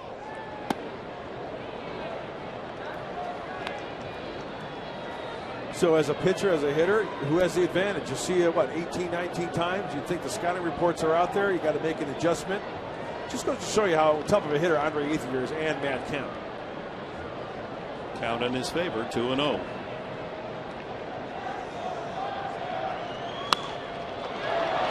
High back of the plate, but out of play. 2-1.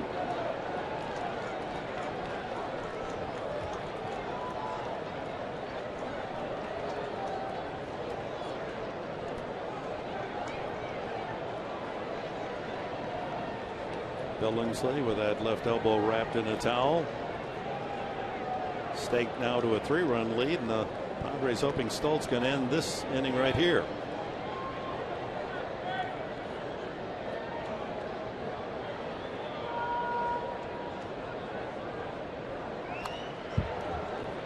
That slow breaking pitch was hanging there for Ethier and just missed it. You know, guys, watching Andre Ethier, the struggles that he's had against left-handers, you can see him choking up on the bat. He's trying to gain more bat control, especially against the left-handers. Oh, does he open up that front side a little bit too much, Mark, on the lefties, you think? He does, because he fights it about getting hits rather than powering a baseball. That's what's difficult for Andre Ethier against left-handers. Ground ball right at Amarista. And that'll do it for the Dodgers, but they add a run on the Crawford triple and Mark Ellis single. It's 4-1 at the halfway mark.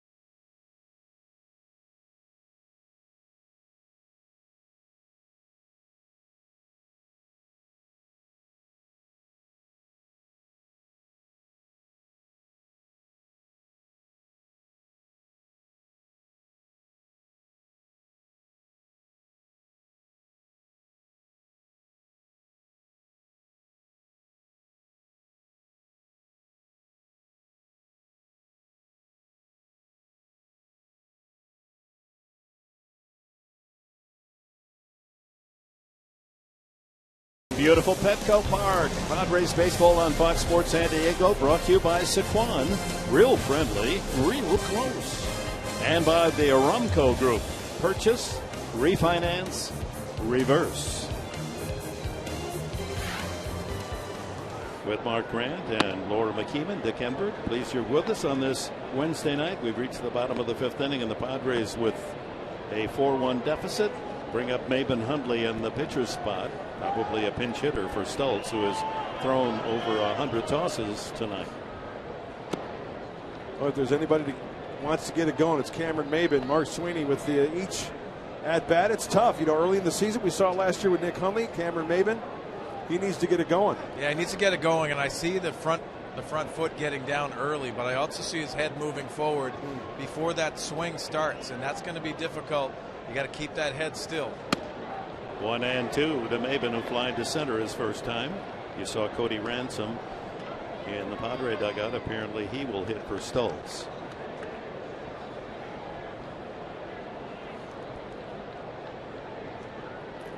Fastball away. Didn't miss by much. You know, he throws that cut fastball, then that sinker. And Mark, as a hitter, it's like, you know, you see fastball, you don't know which way it's going to break. Yeah, and he has so much movement on it, but that's why you have to look for the center of the plate. Yep. And he hits this one high on the infield. Second baseman Mark Ellis. One away.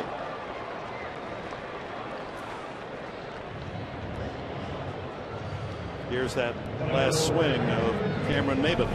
You know, guys, we take a look at the swing. He gets his foot down, does a nice job. But see that head starts leaking forward before the swing starts. Yeah, it's just getting everything in sync, guys. That's all it is. It's those minor adjustments you're going to make, but those are the frustrations that Cameron Maben has to deal with. And Mark, and it's just a little bit. I mean, that's, you know, it's like your hands during a swing. It's just a little bit that makes a difference. Mark, there's a fine line. It is, and I think it's the speed of the game. During all of their drills and the batting practice, they can calm themselves down, but in the game it speeds up. Nick Hundley 2-0 on the Padre catcher. He lined a sharp single to left field. His first at bat, one of two Padre hits, the other the RBI double by Chris DeNorfia. Eric Stults is in the on-deck circle. We'll see whether or not he hits for himself.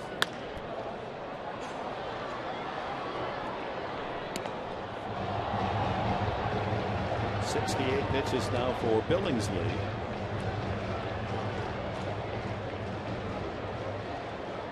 Chance to see Zach Greinke. Terrific in his first start with the Dodgers. 6 1/3, no runs, 2 hits. Against Jason Marquis tomorrow night. 3-1. Nick Hundley.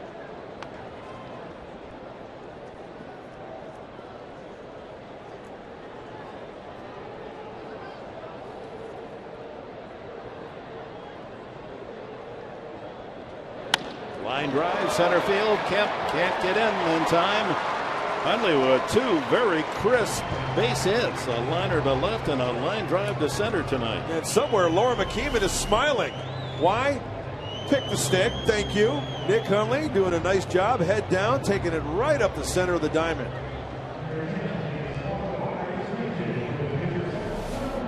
Cody Ransom introduced. Will hit for Eric Stults.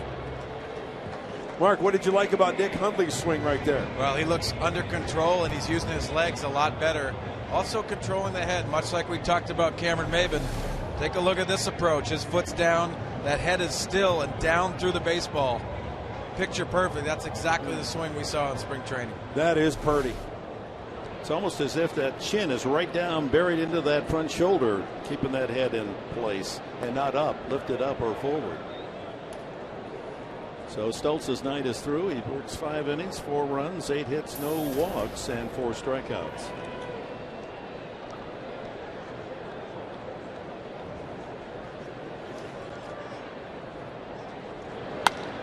High pop-up. Didn't take him long to swing. Boy, that's big league pop-up, and Ellis has his second put out of this inning. 2 away, and to the top of the order, and Everett Cabrera. Ransom still looking for his first hit of the year, now 0 for 7.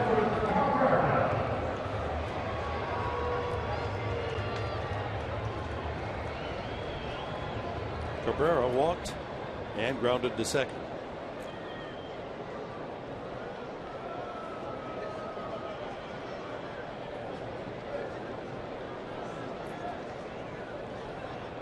You keep on taking that shot from your penthouse, Dick. Wouldn't that be nice? Way up top.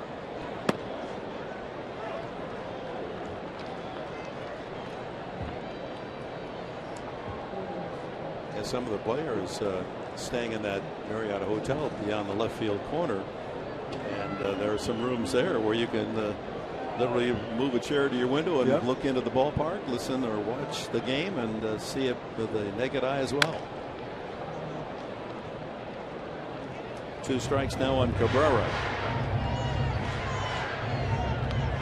There it is. The top 11 floors are actually suites. There are 4 suites on each floor.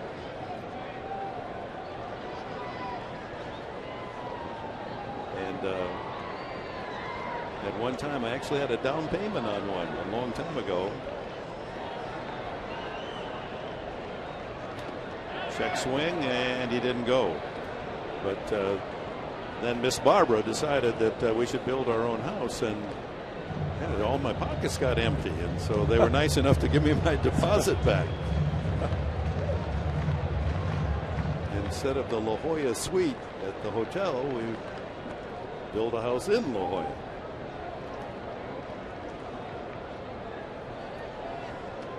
A ball, 2 strikes, Cabrera with 2 outs, and Hundley still at first.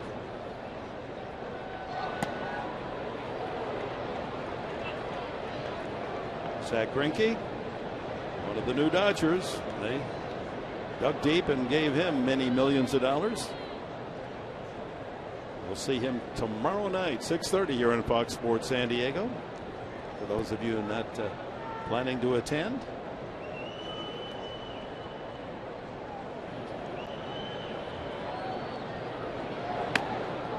And Cabrera, good at bat, has worked the count full. Anthony Bass has been busy in the bullpen. He's obviously warmed up, doesn't need to throw any more pitches. He's throwing a no-hitter down there. Yeah. He'll be in the top of the 6th inning. Meanwhile, the Padres trying to come up with a 2-out rally. Hundley off with the pitch. Need a gapper here. High chopper. That's going to be a base hit. A big kangaroo hop off home plate. Perfectly struck by Cabrera. No chance for anyone once it got by Billingsley to throw him out. Right off the front of home plate. Trampoline effect. Okay, now let's see if Will Venable can do some damage. Keep the inning alive. One swing to tie it up. One of those jolts like yesterday into the right field bleachers. Well, 3rd time around now for Will Venable. Struck out in the 1st, walked in the 4th, so he knows what Billingsley's all about.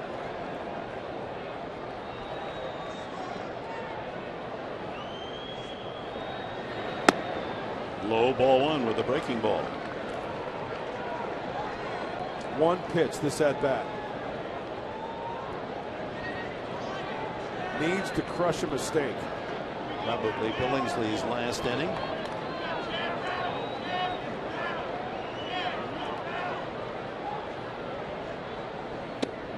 Oh, tied him up inside. Yesterday, 2nd man to hit, 1st inning. Rocket to right.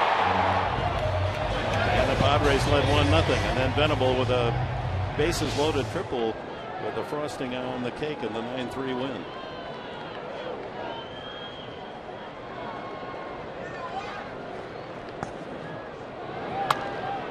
Foul back.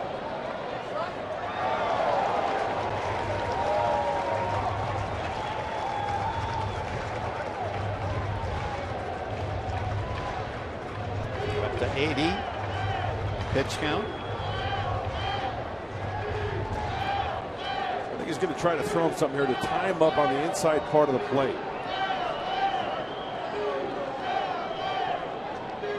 Well, he set up away. Outside.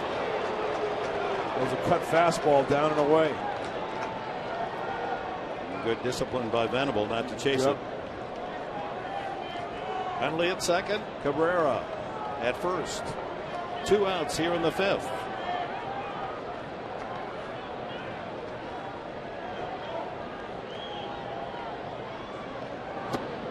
Inside. Now, I remember earlier in Will Venable's career, he would swing over that pitch. And sure, it's going to happen. You know, Adrian Gonzalez does it. But my point is, he's made progress of recognizing that pitch and laying off of it.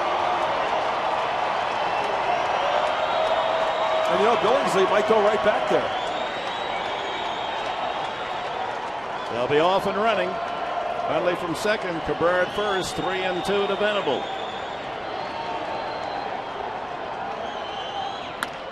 Up the middle. And Ellis makes the play. No runs, 2 hits, 2 left. And after 5, the Dodgers maintain the 4-1 lead, and a change of pitchers coming up.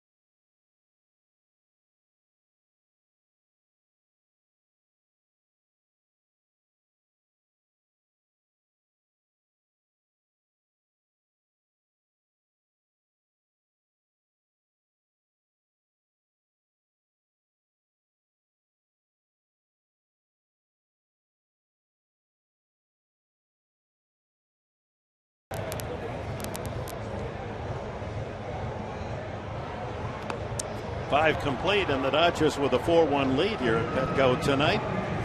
They used the home run early. In fact, the leadoff man of the game, Carl Crawford, against Stults over the left field wall, and then A.J. Ellis with a 2-run shot in almost the same spot.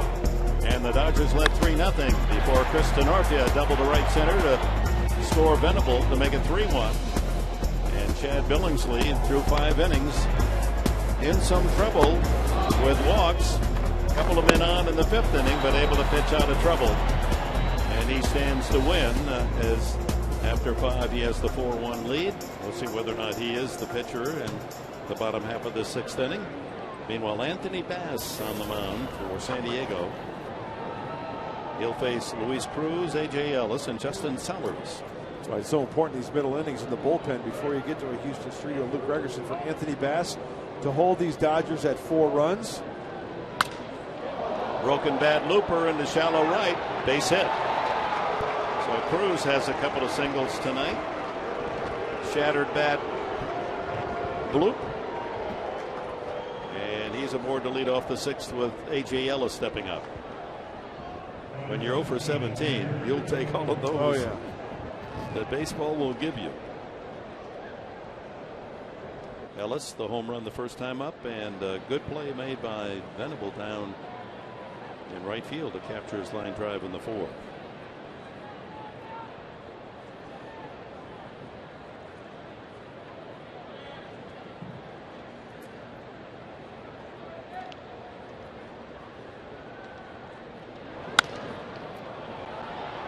Venable will watch that one go into the crowd.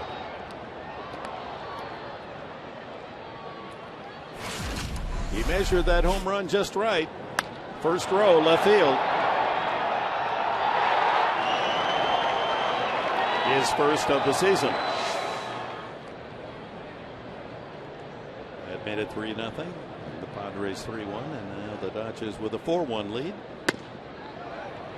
And that's where you need to pitch to A.J. Ellis. The home run was a fastball middle in. Eric Stults wanted it down and away, but give A.J. Ellis right field. Have him hit that fly ball to right. And that's where Cameron Maben is shading on the first base side of second base. Tries to punch that one to right field. Another broken shillelagh. Well, we have a moment here. Congratulations, a tip of the Padre cap to the Fallbrook High School band. Played the national anthem tonight. Terrific job. Yeah. Nice job. So much talent around San Diego, and Padres, of course, by invitation, welcoming not only the vocalists but bands, and even parts of the symphony, and whether it be the horns or the strings.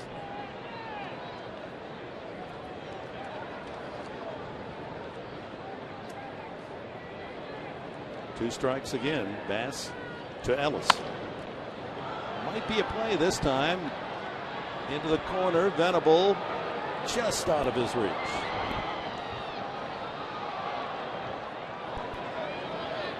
See how nice and easily he was able to get over to the wall. But last year he'd have to fight the mounds and bullpen personnel. But that has all been cleared and leveled there in the corner. It's a nice clean look, isn't it? Mm-hmm.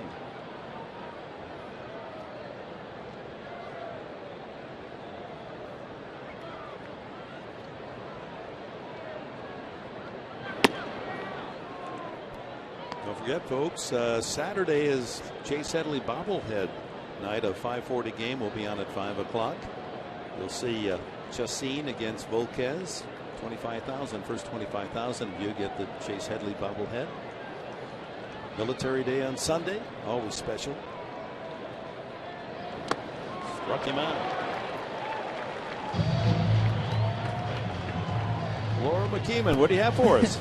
Well, you mentioned Chase Headley's bobblehead. I've actually coined the term Chase Bobblehead Headley. He's watching the game right now. He's got a good perspective over here with me. And one detail I really like about this bobblehead is the silver bat for his Silver Slugger Award. I think that's really nice what they did there. Batting from the right side. Exactly. And there's a nice Fox Sports San Diego moniker right there on the front because this is sponsored by Fox Sports San Diego. Perfect. That'll be a nice keeper for you. I know a lot of you collect those bobbleheads. Sellers singled up the middle and flying to right. I mean, we don't want to beg up here. Now, I'm sure they'd be happy to have a Laura McKeeman bobblehead. I mean, that'd be a real treasure. But, how long before they're going to honor, you? I don't care about you. No, I want your bobblehead. That'll never happen. Oh, you never know.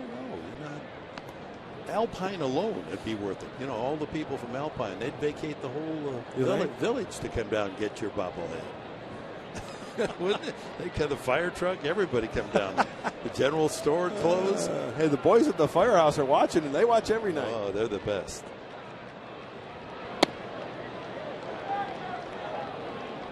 Yeah, this is. Look at that. Let's see, where do we go?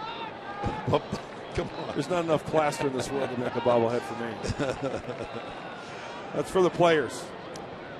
Yeah, sometimes the marketing department gets desperate. They use us. 2-1. A little low. They don't make those bobbleheads like they used to. Remember the old style ones? I mean, I'm talking back in the day, like in the 70s. Oh, well, those they were made China. of ceramic. Yeah. Ceramic. Yeah. But they didn't hand out 25,000 of those. No. You had to be like the first 10 would get them. Out of play. And sailing into the press box. One of the Knights of the Keyboard with a souvenir.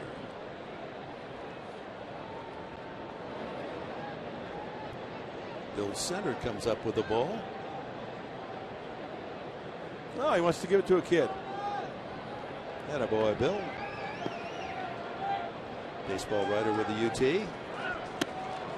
Ball 4. No play at second. No play. Sellers aboard on the walk. They would have gotten Cruz had that been a strike. So 2 on. And Billingsley's going to stay in the game. bunt situation now. He struck out twice, trying to bunt the first time and swinging in the 5th inning.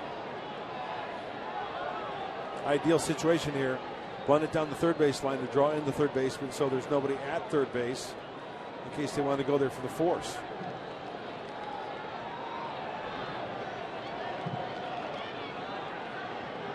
Oh, Nick Hundley using the he's got a little muck on the bottom of his spikes there. There's that little rubber thing on the back of the mound so you can scrape. There it is. It's almost like a grate, like a cheese grater, so you can get the mud out from your spikes. Nick Hundley went out to do just that after talking with Anthony Bass. So the Dodgers with a 3-run lead here in the top of the 6th inning, and Bass needs to hold them right there as Billingsley squares the bunt. Out in front of the plate, Hundley, he'll play at third. Billingsley does his work and moves 2 runners into scoring position with 2 outs for Carl Crawford, who's had a night.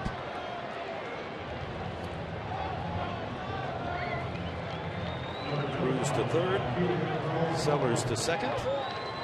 Crawford, a home run and a triple tonight. Both to the opposite field off Eric Stults. And probably put him on right here. And that's going to be the case. You got the right-hander Ellis on deck,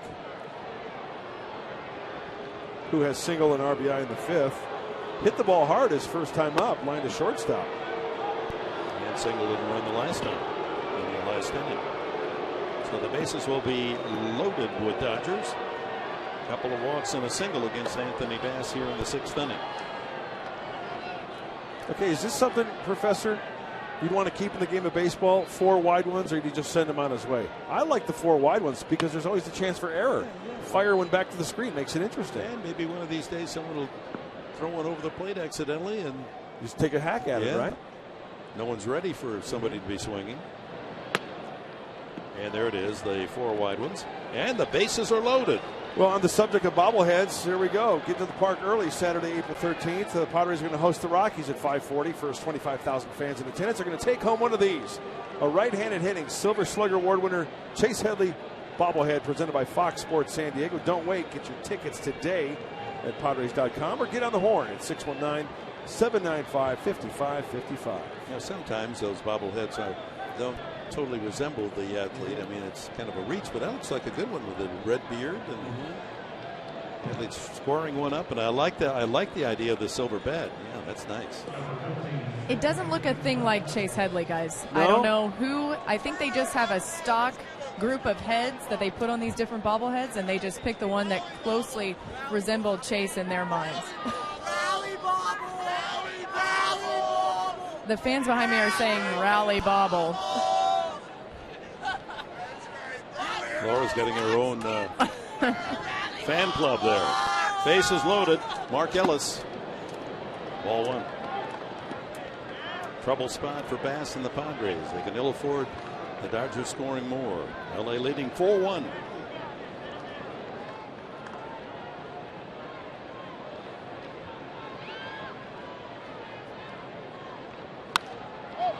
That's very high in the air. Near the third base dugout. Just out of reach.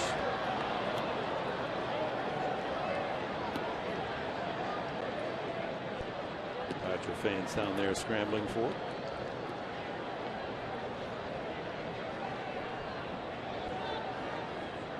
For a hitter, that's almost like a second life. You pop one up and you think, oh no, with the bases loaded, and then it just is out of reach. I mean, Ellis knows that, all the pressure's on Anthony Bass. He knows that he's got to come to him. He wants to keep it to 4 runs.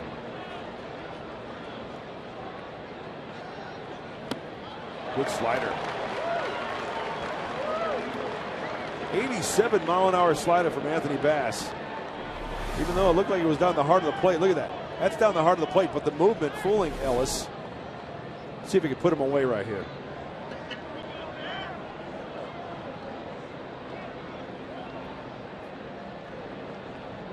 It was Hundley who called time. Yeah, he wants to go through the signs again. Make sure you're on the same page. You don't want to box one here. Back to the screen.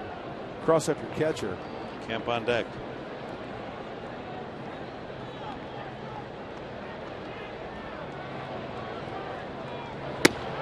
Strike 3 call. Big pitch from Bass. And Mark Ellis does not agree with plate umpire Chris Conroy. The Dodgers lead, the bases full.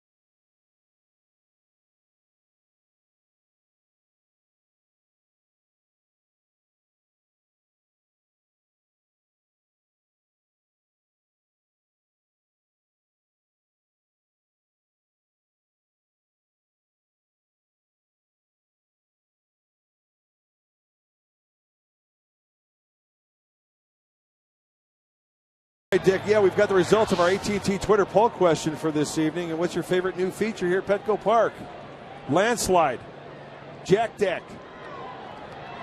I agree. That's where my vote would have gone. Beer garden coming in second, bullpens, and then the fences. Can't believe not one fan Desperado likes the fences moved in. Hey, don't fence me in. Texas, they would have gotten more votes. So the Jack Deck is the winner.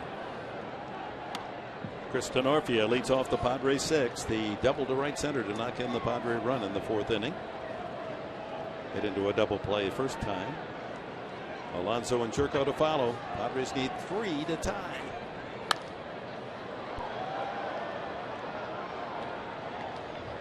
Billingsley, somewhat surprising, continuing into the 6th inning with 86 pitches, considering that he's just off the DL and hasn't worked much this spring. Good curveball. The Dodgers, when they left the bases loaded top half of the inning, they're now 0 for 9 on the season with the bases drunk.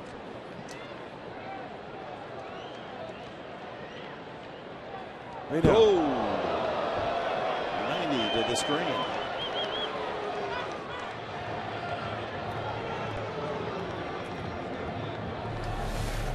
Think this one got away from him?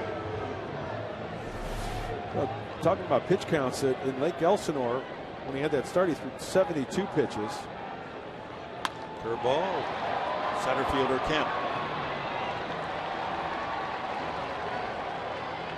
1 out, the Padres 6th inning, and Yonder Alonso steps up. He's walked and struck out. Yeah, so you want to try to stretch it out a little bit. As I mentioned, 72 pitches in Lake Elsinore for the A-ball rehab assignment. So I'm thinking maybe 90, 95. Just take a look at the breakdown.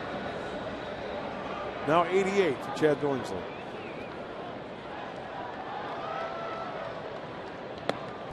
Hangs that slow curveball. Billingsley, like so many stories about pitchers that go all the way to the big leagues. Started with a father who loved pitching in baseball, built a mound in the backyard in Defiance, Ohio. Had him read the books about Nolan Ryan, studied the video. One of the things he described as helping him, the value of long tosses, building arm strength that Nolan professes. Line drive, base hit. Alonso, a solid single. fifth hit off Billingsley and brings up Jerko. I'm a firm believer of long toss. Love long toss, stretching it out, getting extended. It strengthens your muscles, arm muscles. And speaking of strength, how about the legs? Driving with the legs, Yonder Alonso. That ball was struck sharply.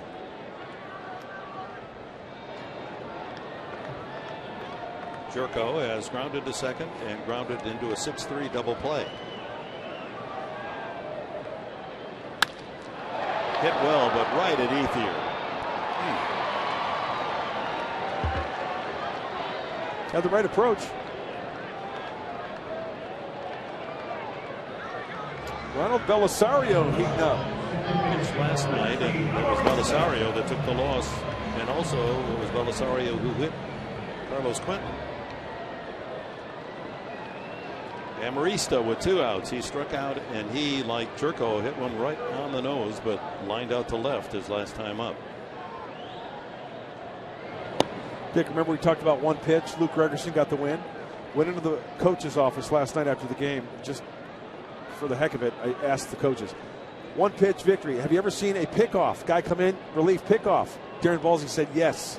So without throwing a pitch to a batter, get a win. Picked a guy off. Score was tied. Went in the dugout. Ground ball right at Mark Ellis. He's had a busy night. And the inning's over. Padres get a single from Alonso, but unable to add as the Dodgers maintain their 4-1 lead.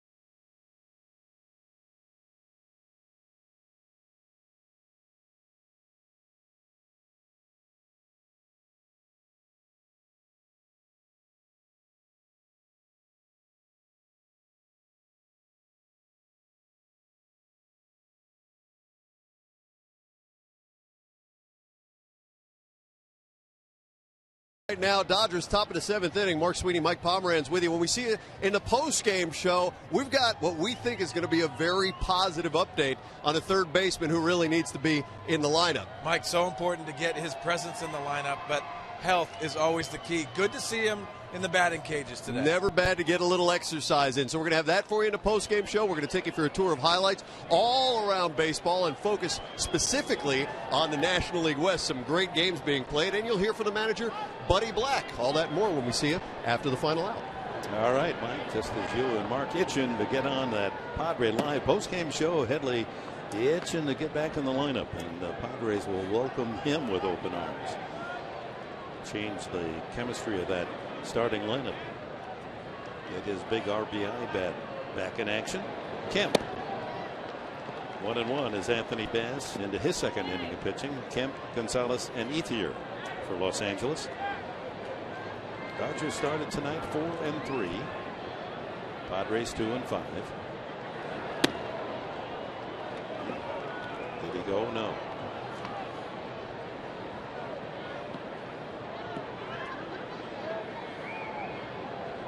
Adrian on deck. He's the only Dodger other than Billingsley without a hit tonight. Shot to left. Second hit for Kemp. He doesn't miss too many bad pitches, does he? Nick Hundley signaled fastball down and away. And the one other thing, that when I look at Matt Kemp, boy, he's got tremendous top hand. He gets tremendous top spin on line drives. And of course, he'll elevate the baseball as well for the home run. But that ball right there had some serious top spin on it.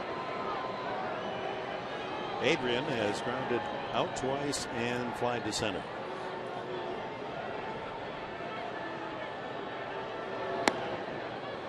Ten hits now for the Dodgers. 8 off the starter Eric Stults. Now the second from Anthony Bass.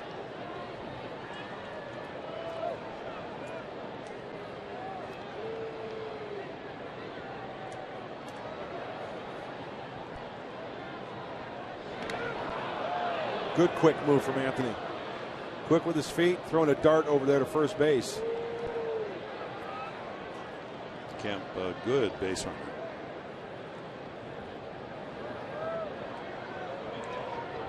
Doesn't have a stolen base yet this year.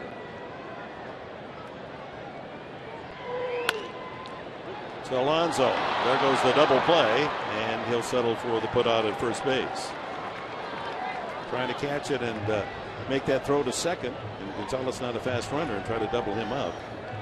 But once he bobbled it, the one sure out was the play.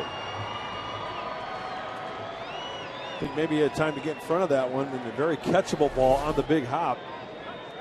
Frustrating. So Kemp moves into scoring position for Ethier. Infield hit and a couple of ground ball outs to second for the Dodger right fielder. And they're going to walk him.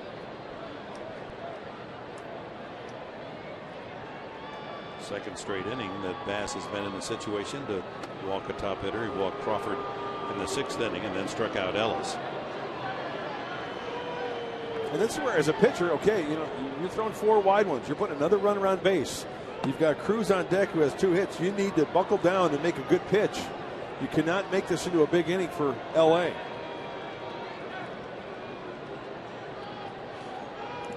Bass already 31 pitches, counting, of course, the 4 wide ones here as well. As a reminder, Padre fans, this copyrighted telecast is presented by authority of the San Diego Padres. It may not be reproduced or retransmitted in any form, and the accounts and descriptions of this game may not be disseminated without the express written consent of the San Diego Padres. Dave Winfield, the Hall of Famer, Executive Vice President, Senior Advisor of the Padres, studying the action here at Petco tonight.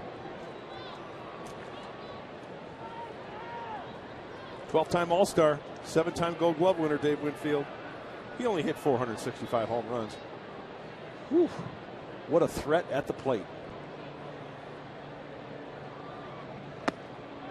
Luis Cruz started tonight 0 for 17, but a couple of singles for Cruz, both to right field.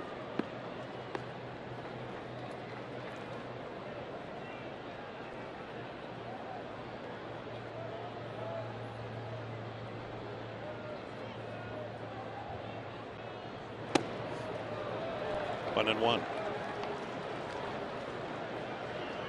2 Dodgers aboard, 1 out here in the top of the 7th. Billingsley cradling that pitching arm and the towel between innings.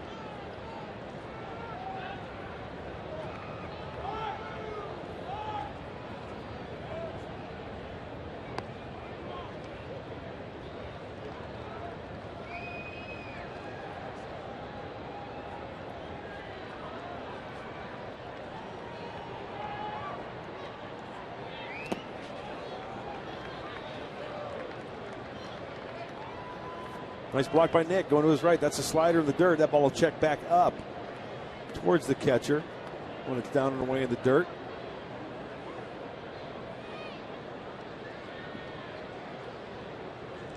Boy, Alonso at first base way off the line. And Cruz hits him that way. And he does, but flies it to right. Venable shallow. No advance by the runners. 2 away. Hey, Monday gets a new episode of Padres Weekly. Join Kelly Kroll as she finds out what's going on the horizon for the 2013 season of the Padres, from the front office To the Field, Padres Weekly, Monday at 6 on Fox Sports San Diego.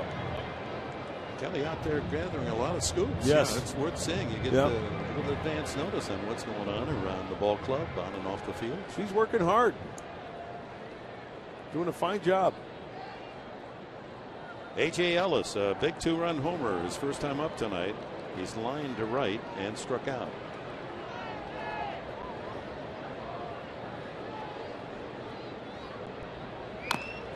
Two out, 2 on for the Dodgers here in the 7th, and Bass trying to work out of this jam after a leadoff hit by Kemp. Ethier intentionally passed.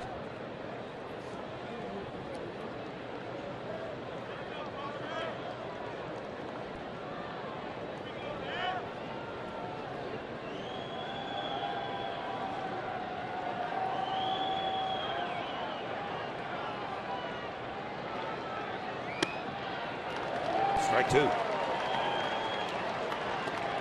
already mentioned that in this day 1947, Branch Rickey announced that the Dodgers had purchased the rights of Jackie Robinson and Robinson to the big leagues.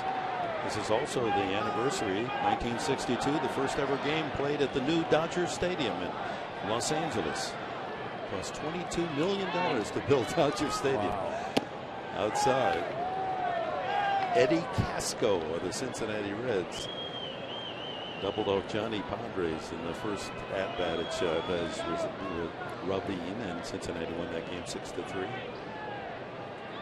Now they've refurbished the old ballpark. It's third oldest in the big leagues, and I can't wait to see it next week. New scoreboards, new dressing rooms. Off the plate, 2-2. Big pitch here. Don't want to go full. Got to make your pitch here. Goes to full count. The runners will be off. Extra base hit. Clears everybody off those base paths. I think you got to go with your money pitch here. Fastball away. But it's too far outside.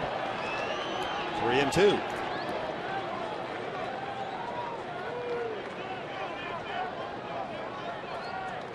Kemp and Ethier ready to take off on this one.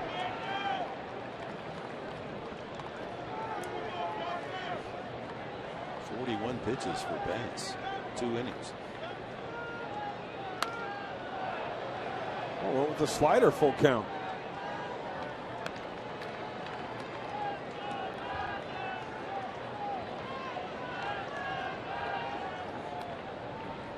Eric Stults, the starter in 5 innings, was over the 100 pitch mark.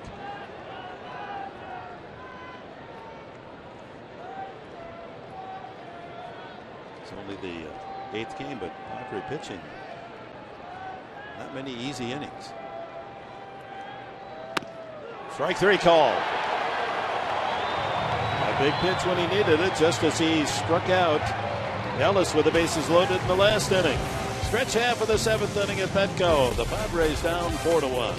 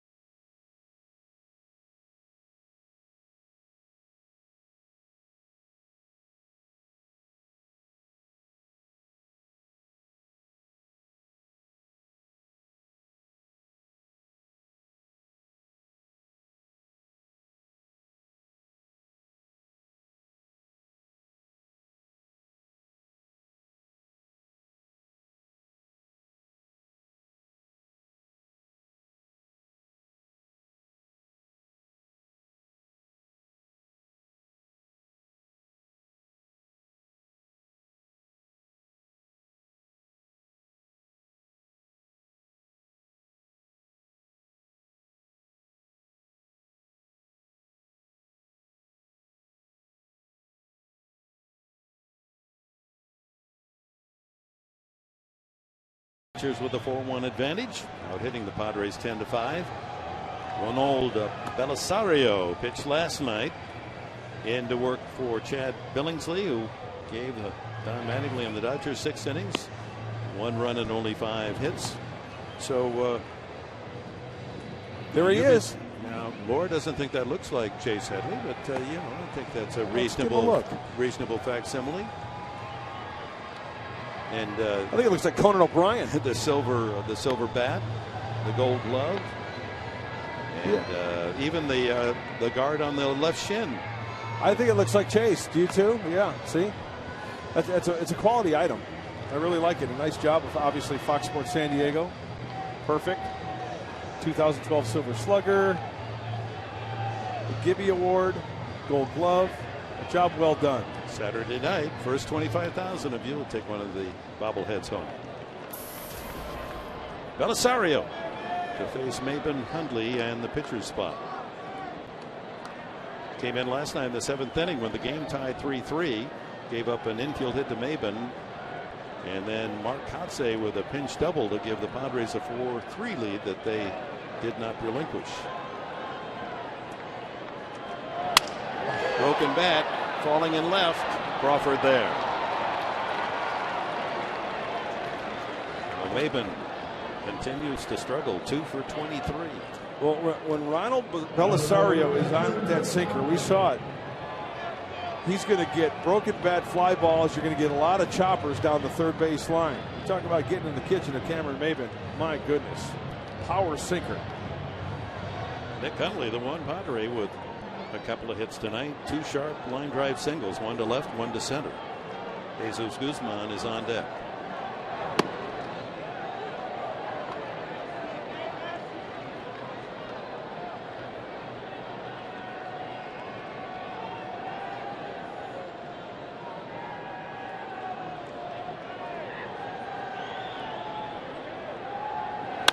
Up the middle and another hit for Hundley. 3 for 3 night for the Padre catcher.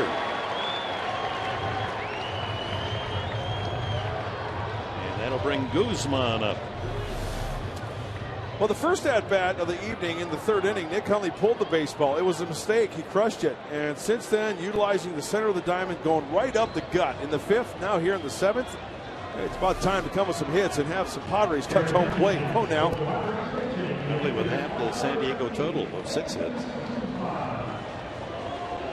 Visiting with former teammate Gonzalez there at first base. Guzman, one of the prime pinch hitters in the National League last year. There's that sinker. He's 0 for 3 as a pinch hitter in this new season.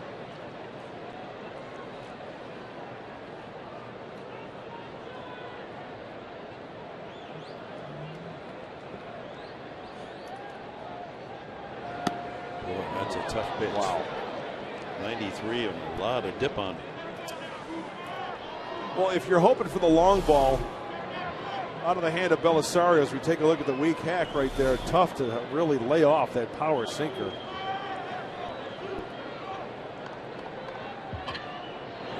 And another. Oh, that was a quick strikeout. 1, 2, 3. And Guzman not getting any contact. 2 away. Well, it's time now for the Firestone Extra Mile Index. We're going to talk Dodgers bullpen. Now, before the game the other day, opening day, the Dodger bullpen didn't give up any runs. 6 earnings in 3 innings yesterday against the Padres. The previous 6, 16 and a third frames without giving up an earned run. Padres got to him yesterday. I was going to mention about Belisario, only 3 home runs given up last year from the right-hander in 71 innings. So you got to bunch some hits together to try to get to this right-hander. I thought the bullpen gave up 7 runs last night. Yeah, it was 3 or 6 runs. There was 3-3 when Belisario came in, and Kotze got the double to make it 4-3, and then they scored 5 more in the 8th off the bullpen. So that should have been 6 runs after. That's right. That's what it said, 6 and 3. I'm with you.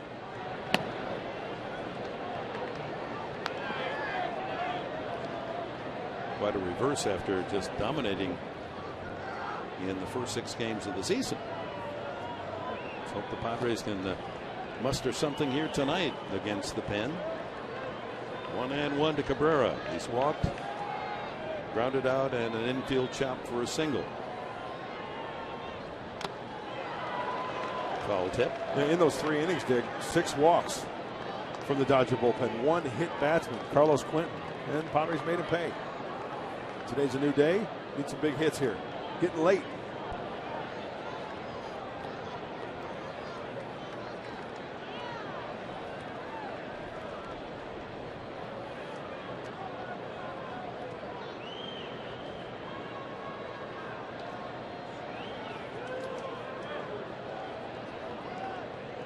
Huntley at first, 2 outs.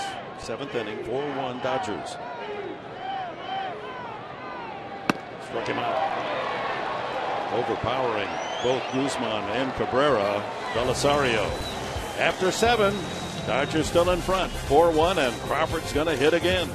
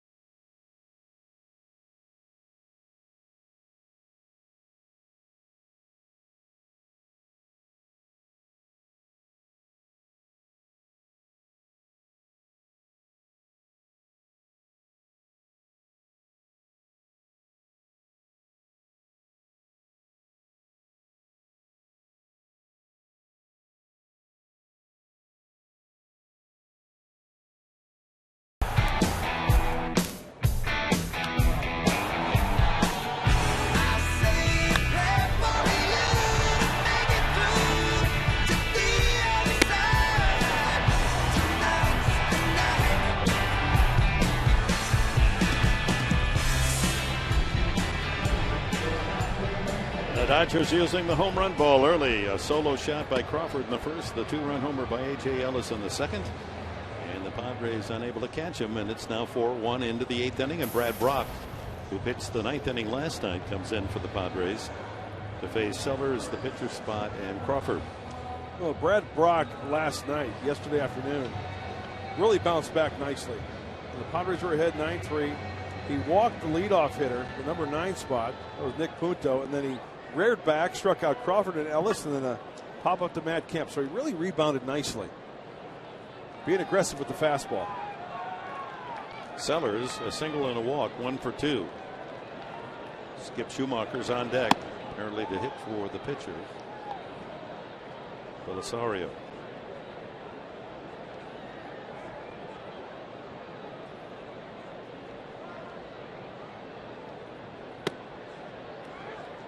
One and one.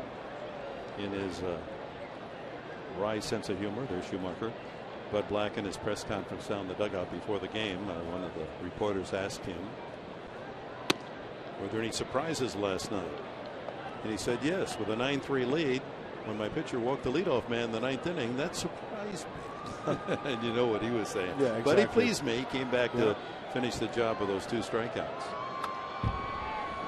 It's all about making adjustments, and Brad Brock did just that. And I talked to Brad before the game in the clubhouse, and he kind of shook his head. He goes, yeah, just trying to be too fine to that first hitter, and I just kind of got ticked off and just went right after these guys with a fastball. Heck, we had the 9-3 lead. 2-2 now on Sellers.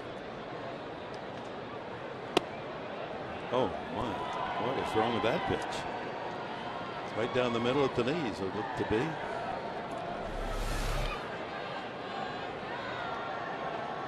Good pitch. Full count. Out of play. Went back to the fastball at 92.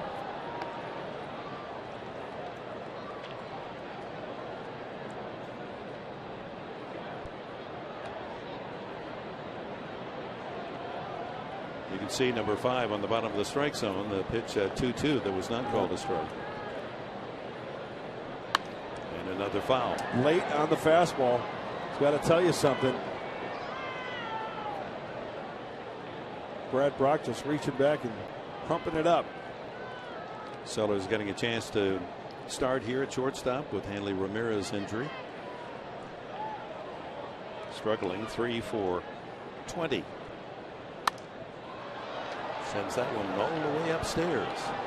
And then it caroms out into the middle level.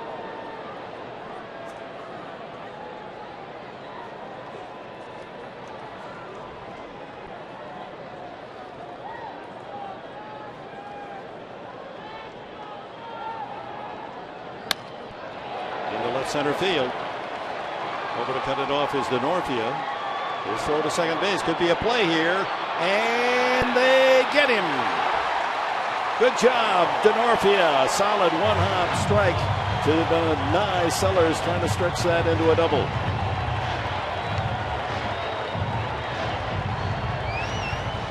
We saw great hustle on the part of Christian Denorfia early in the game, trying to crawl up into the stands to snatch away at Carl Crawford a home run. Now look, he's right-handed. Spin towards your glove hand side.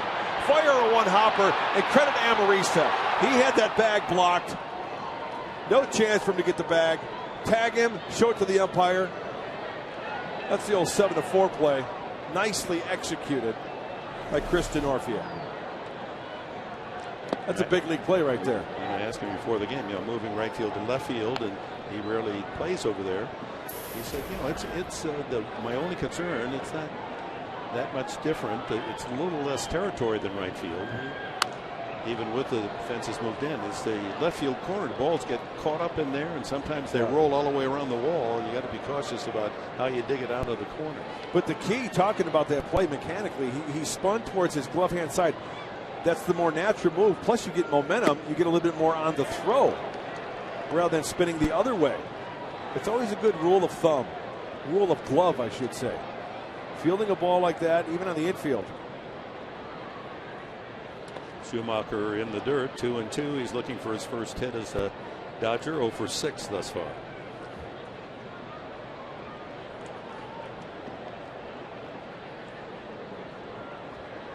Big play. Now the Padres need to come with some big hits. He's running out of time. Right, 3. First strikeout for Brad Brock. Hey, join your Padres Sunday, April 14th, as they honor the men and women who serve in the United States Armed Forces with Military Opening Day, presented by Northrop Grumman. Enjoy a special pregame ceremony before the Padres take the field against the Colorado Rockies at 1:10. Get your tickets today at Padres.com or get on the horn at 619-795-5555. Honor the men and women. Sunday fun day, especially at Petco with the military being saluted, and no one does it better in the major leagues than the Padres. It'd be great to see men and women in uniform. Bright sunny Sunday. Colorado Rockies the competition. Jorge De La Rosa for Colorado against Clayton Richard. You just leave the ball game feeling good about yourself and our country, our city. Swing and a miss by Crawford. Homered to start off the ball game to left field, struck out, tripled to left center, and walked. He knows how to hit a triple, doesn't he? 115 leading all major leaguers active. Grounds out, and a nice inning for Brad Brock. The 8th. Will Venable, Chris Denorfia, and Alonso due for the Padres.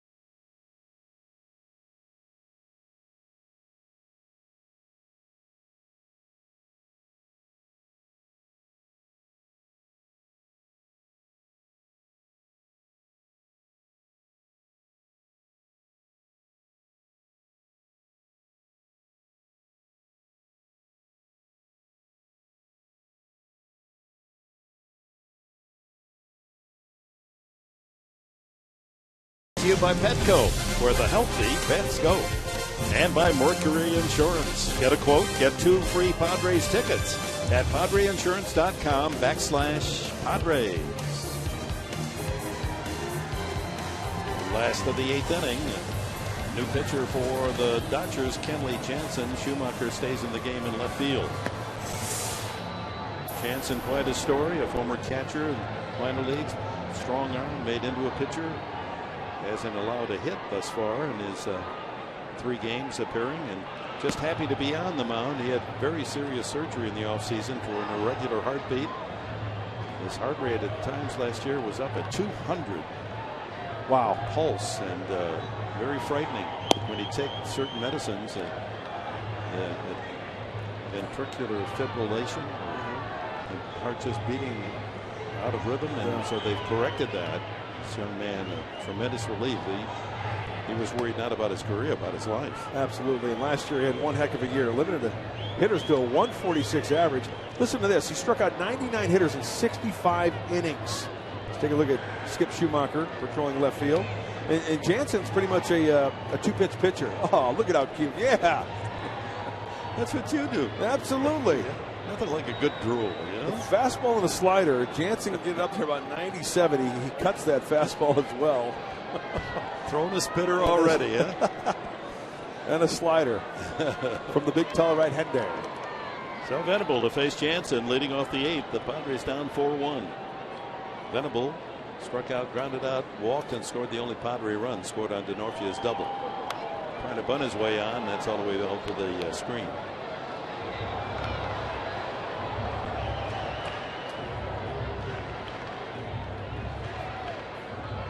$22,843 on this Wednesday night at Petco Park.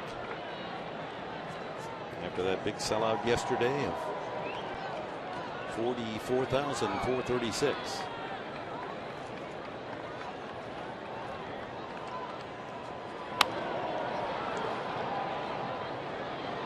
Venable, the hitting star yesterday.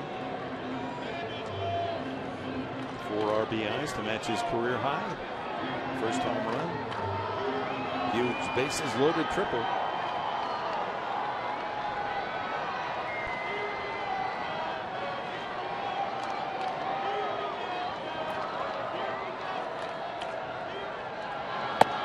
You know, it's frustrating as you look back as we go to the bottom of the 8th here. You think of 2 pitches. The leadoff home run to Carl Crawford, the 2-run shot to A.J. Ellis, and the missed opportunity by the Padres in the 4th inning, that leadoff walk, Dick, and the double. And that's all they can get, just 1 run. So yeah, they had a run in and 2 men on base, no one out. That's right. And the 2 pitches from Eric Stults resulting in 3 runs. Very frustrating. Billingsley got Jerko to hit into a double play, and then Amarista hit a shot, but right to the left fielder Crawford.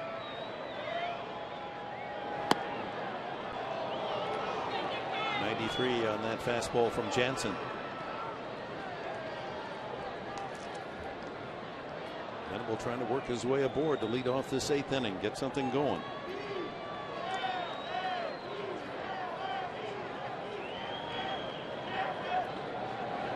Struck him out. He's a strikeout pitcher. Yes, he is. Hope you'll be with us tomorrow night, 6:30 here on Fox Sports San Diego. Zach Greinke, the right-hander, prized by many clubs. The Dodgers had the money to satisfy his desires against the Padres. Jason Marquis, the veteran right-hander. Final game of this 3-game series. Dodgers and Padres tomorrow night.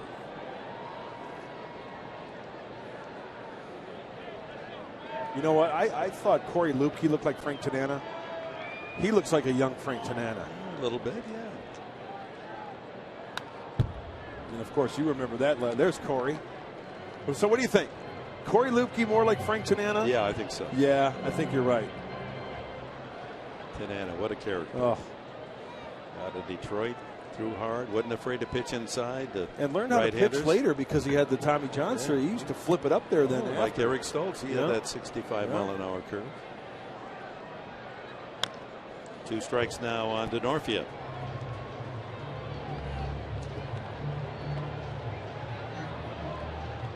Frank was kind of a loose cannon as a youngster. He didn't quite understand that when he was interviewed in postgame shows that you can't use the same language as you do in the dugout. So we can't. Take two, take three. Yeah, you had to be careful with old Frank Tanana. Out of play. He would accidentally use a little profanity, and then he'd go, oh, and use some more.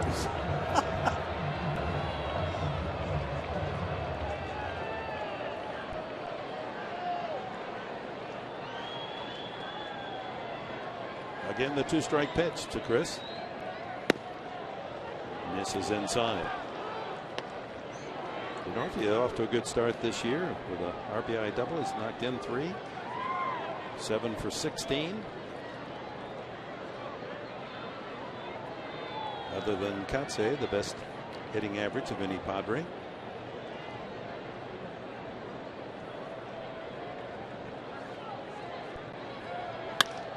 And he's got another one. That's a good at bat for Denorfia. 2 for 4 in the night.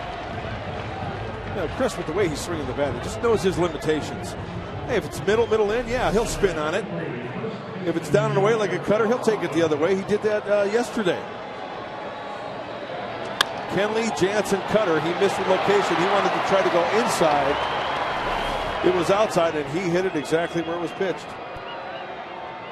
One out single in front of Yonder Alonso, who struck out, walked, and lined a single to right his last at bat.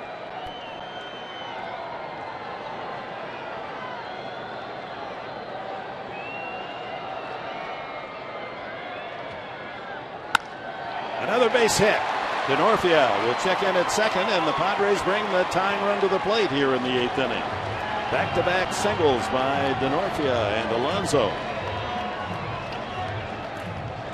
Well, a lot of singles tonight off the bat of the Padres. Back-to-back singles here in the 8th. The only extra base hit, the double in the 4th by Chris Denorfia.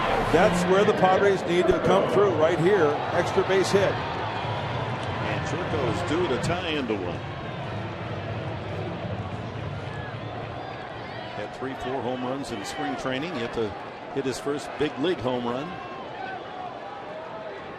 Tied with Carlos Quentin, or with Venable with 4 RBIs. A chance to make this crowd of 22,000 the Padre fans happy.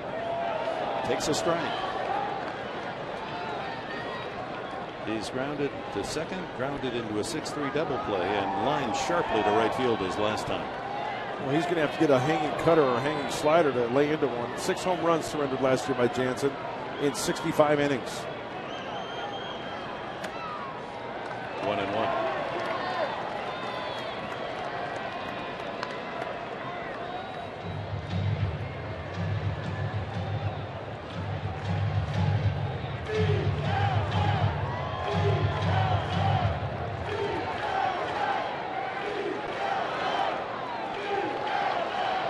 2 on, 1 out here in the 8th. The tying run represented by Churko at the plate. Up and in, 2-1. Looks like the velocity's down a little bit from Jansen. That was at 92. Usually he's up there about 96, 97. After Churko, Alexi Amarista.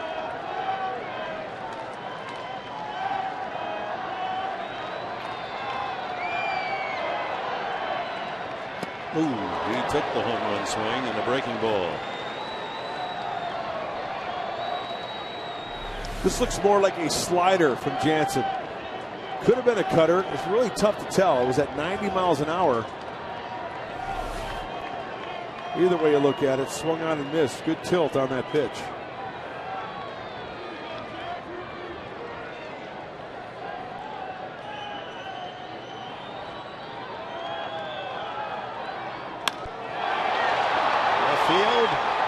Deep enough. Kemp tracks it down. And the runners return. Just missed it. Didn't have that good sound. 2 out. Alexi Amarista struck out, lined out, grounded out.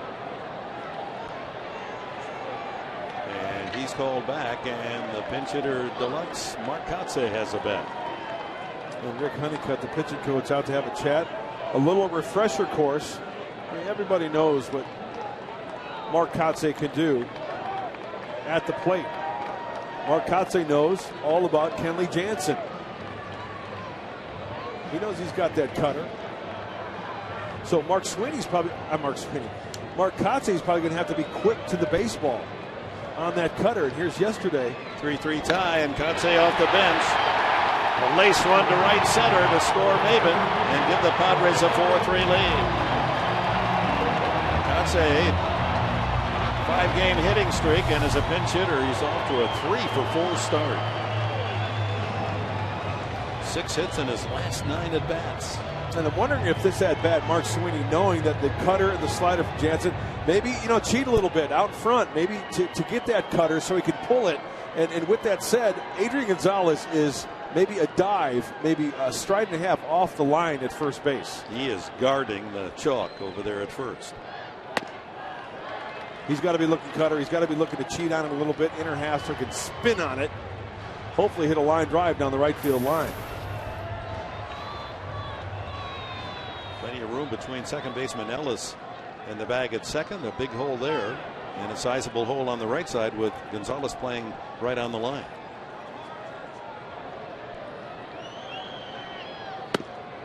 One and one. Hey, Mark Sweeney, is it right to say that Mark Kotze knows about the cutter and kind of cheat a little bit and start a little early on that cutter? So important for him to not look inside. He's got to look for something out over the plate, much like that pitch he got last night. Because if it's cutting inside, it's not something that you really want to pull your hands inside. Hard to power that ball. Yeah. That last pitch right in the heart of the plate, according to our Fox tracks.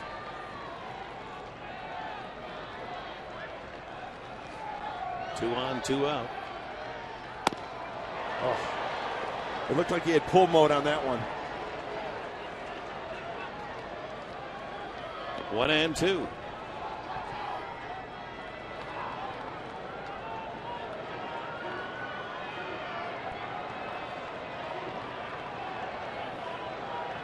Outfield straight away. Matt Kemp right up the gut. You could draw a line home plate, pitcher's mound, second base, Matt Kemp.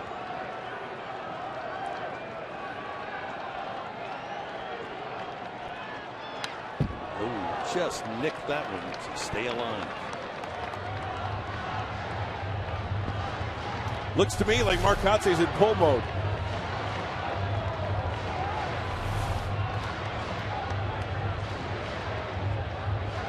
Babbitt on deck. Should Kotze keep this inning alive? Singles by Denorfia and Alonso. They're at second and first. Kotze representing the tying tally.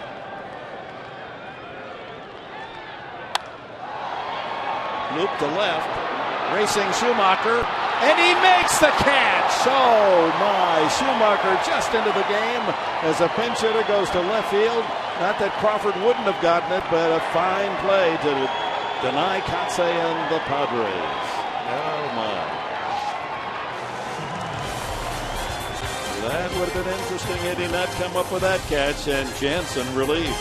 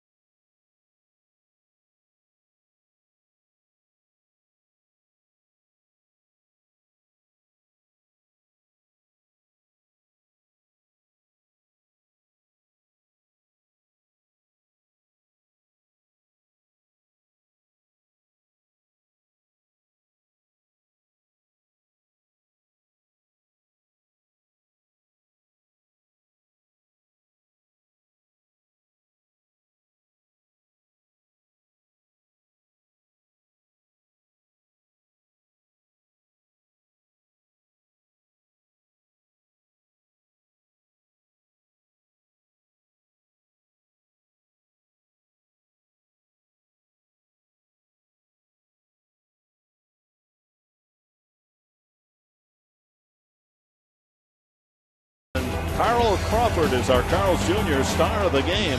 Home run to lead off the game in the first, and then a triple in the 5th inning. And he scored the 4th run, a big insurance run on that triple, eventually coming home on Mark Ellis' single. Carl Crawford, our Carl's Jr. Well, Carl for Carl's, huh? Star of the game. Well, how about this? Yonder Alonso is the Padres' second baseman. Kotsay stays in the game at first. Alonso, we'll have to find out when's the last time he played second base. With Amarista taken out, and Ransom already used as a pinch hitter, somebody had to play the Keystone. And Jesus Guzman pinch hit in the 7th inning. He struck out. So now left-hander Joe Thatcher on the hill here in the 9th. Mark Ellis leads it off. Ellis, an RBA single in 4 trips. Thatcher making his 5th appearance of the season.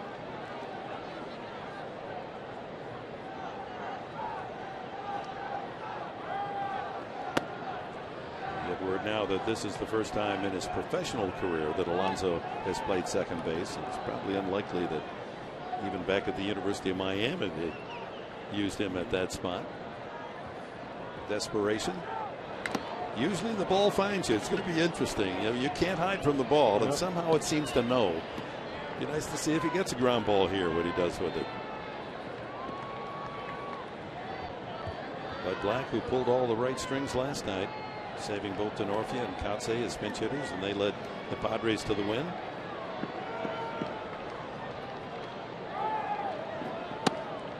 Swing and a miss. 2-2 to Ellis, with Kemp and then Adrian Gonzalez to follow here in the top of the 9th. Dodgers about hit the Padres 11-8, but 2 of those 11 hits home runs.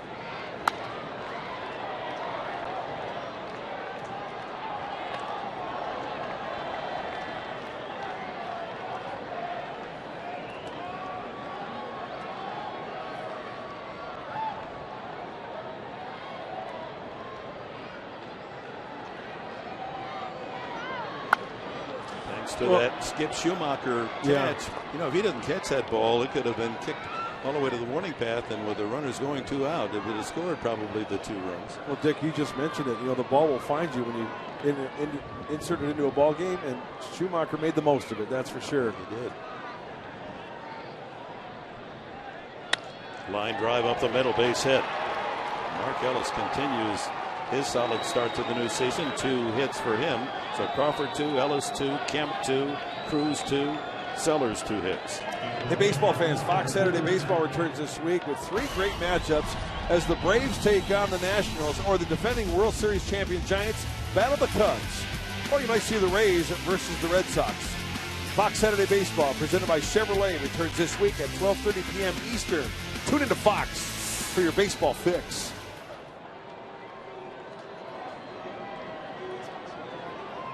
Was it written that way, or did you just make that up? You know, it just kind of flows. It's poetic.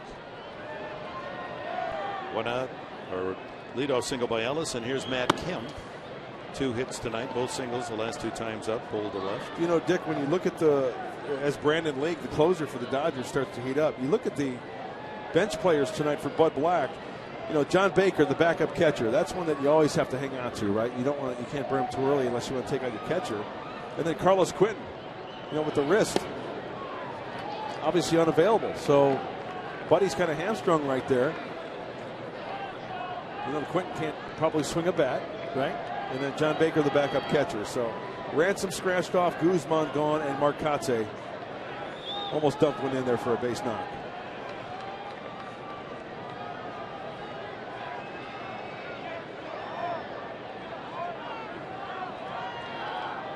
Thatcher brought into the game normally to face left-handed hitters. Faces Ellis, a right-handed batter. He singles. Now Kemp, a right-handed hitter. Good pitch. 2-1. And then the 2 left-handed batters, Gonzalez and Ethier, to follow. Padre left-hander Bud Black. Got 1 inning to go, trailing by 3. Out of play.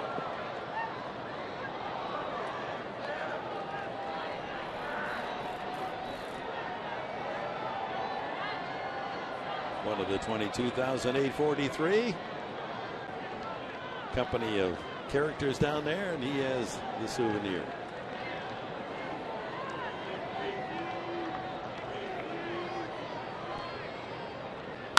Oh my, if that's fair, that's in the next county. Foul.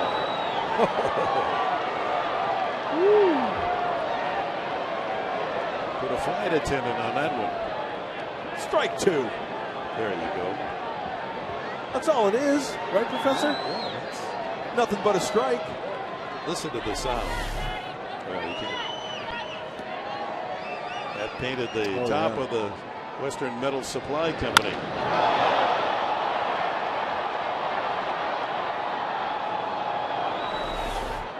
That's a lot of bricks high, that one. 2 balls, 2 strikes.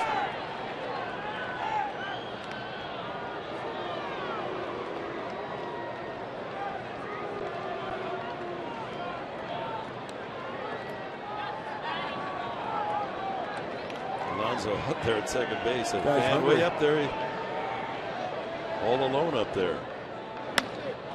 Fly ball to left. Denorfia has room.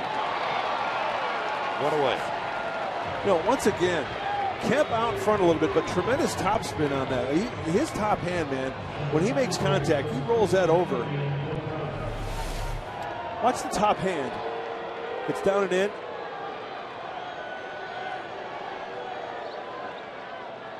Top hand comes off the bat a little bit.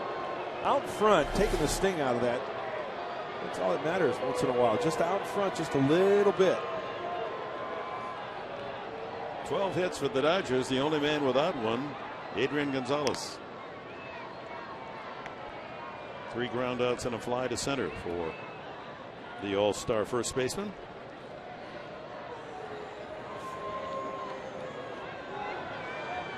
One out, Ellis at first.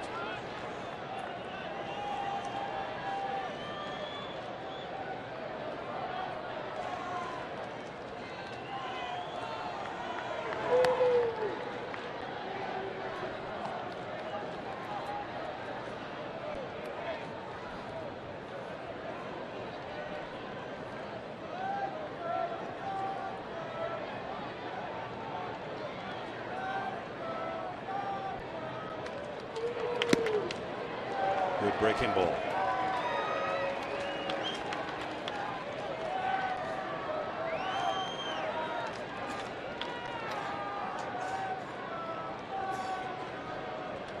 Thatcher and the Padres trying to hold on here in the 9th, trailing 4-1.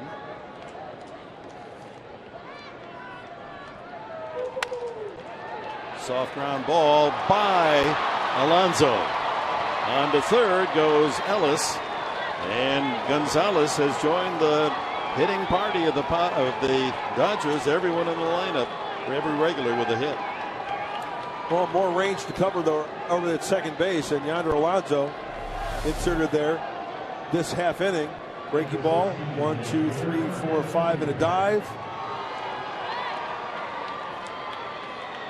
Good effort, but he's not a second baseman. He got dirty. Now he's moving over to third base with Jerko at second. In case there's a possible double play chance, they want to get Jerko, who's familiar with the on the turn, and not Alonso. So Alonso's in 1 inning. He goes from being a first baseman to a second baseman to a third baseman.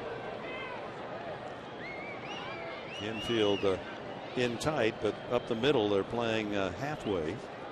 Chance for 2. Ethier the batter. Infield hit and a walk. 1 for 3 on his birthday. Extending his hitting streak to 7 on the season.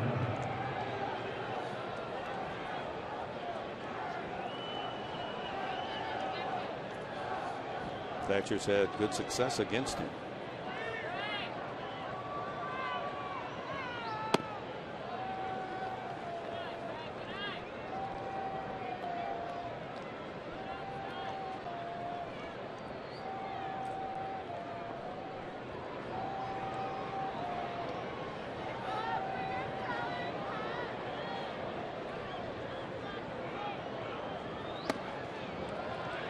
2 balls and a strike to Ethier.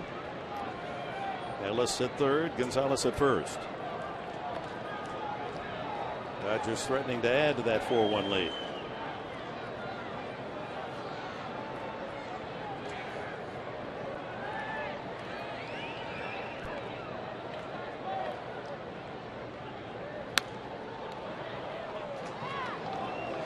You know, if you think about it, left-handed Thatcher, left-handed Ethier, he's trying to pummel, trying to peck away that outside corner. So what's that tell you? Yonder Alonso down at third base, got to be heads up. Diving, getting dirty, knock it down at least. Joe, you can see the Fox tracks down and away. Oh, that caught him. A little birthday kiss. And the bases are loaded.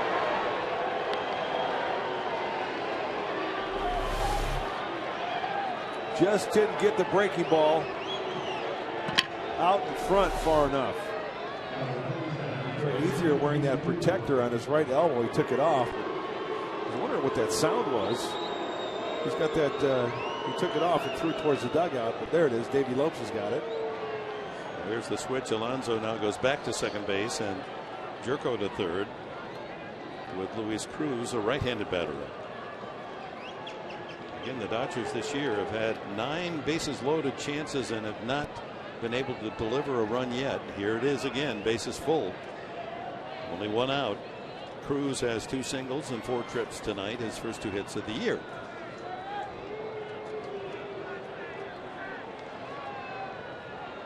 Lindy out to chat with Thatcher.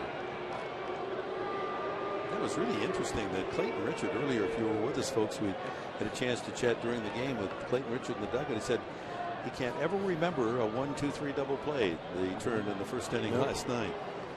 Here's a chance for Thatcher.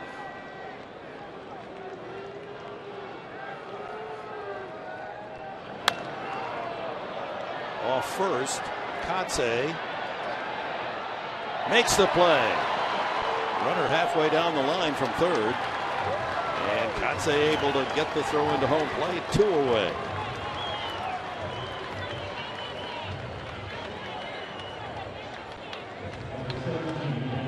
Brings up A.J. Ellis. You know, not an easy play for Mark Kotze, because when you're regularly playing the outfield like he does, you know, he's usually having a fly ball coming to him. He's got to go to his right, he's got to go to his left, he's got to go back, but he's got to go to a dead sprint. That's a ball that's over his head, really high up in the air, and then the one hopper quickly into home plate. Mark Ellis was 45 feet down the line in case that throw wasn't good. So 2 gone. Probably the biggest swing of the night came from this man, A.J. Ellis. That 2-run homer in the second that jumped the lead to 3-0.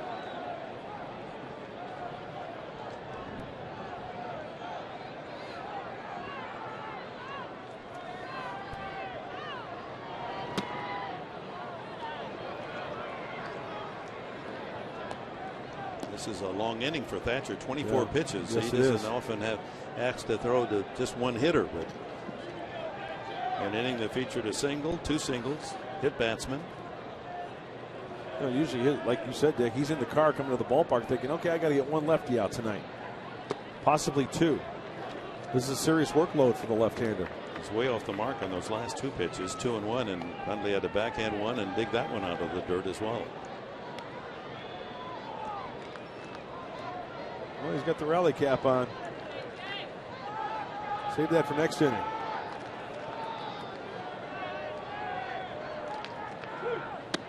That's in there, 2-2.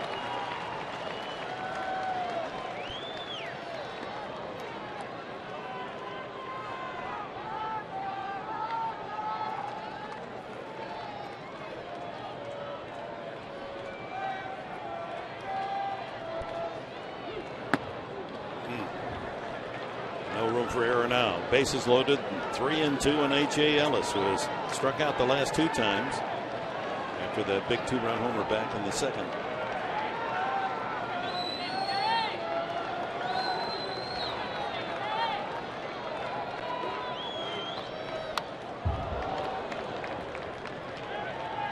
Well, Mark Ellis coming down from third. He was shaking hands with the hitter when he took a swing. better be ready to dive in the dirt should he pull a line drive.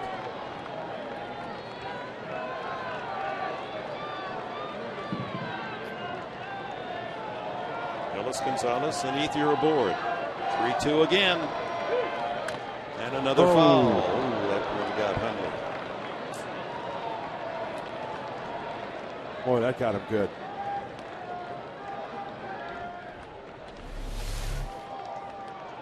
See Nick trying to protect that throwing arm behind him, but that got him in the right shoulder.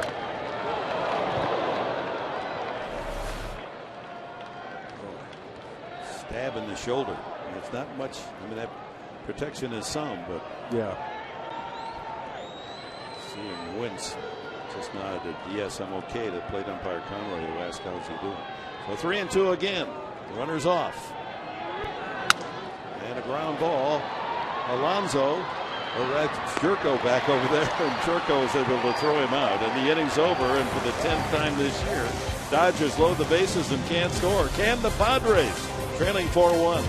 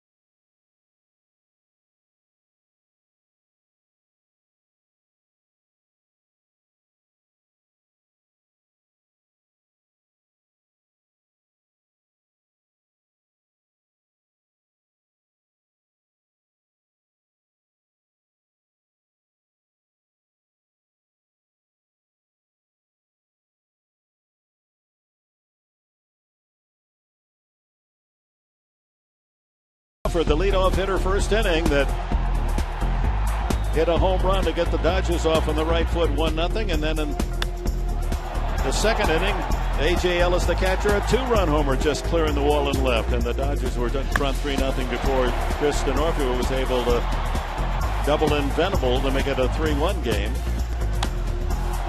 But here's the big play, 2 on, 2 out, runners going, and Schumacher steals a potential double and perhaps a 2-run double off the bat of pinch hitter Mark Kotsay. So here in the bottom of the 9th, in comes Brandon League. 3 games so far this year, hasn't given up a hit. Power arm from Brandon League. Fastball, mid-90s to 98. A power sinker, a split, and a slider. Native of Honolulu, former Seattle Mariner. There's that sinker, ball 1.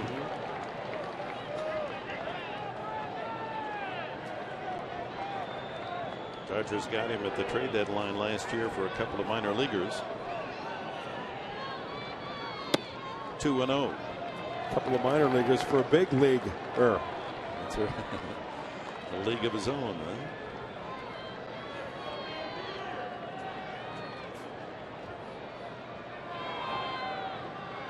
In his career, 9 years, he saved 60 games. That's a strike to Maben leading off. Maben, Hundley was 3 for 3 tonight, and the pitcher's spot. As Mark Grant has already indicated, it's down to Baker. He's the only regular left in that bench. Maben flied out twice and popped up.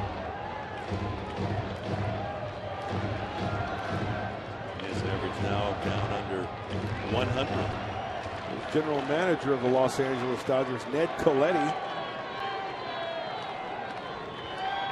A lot of expectations this year for the LA Dodgers.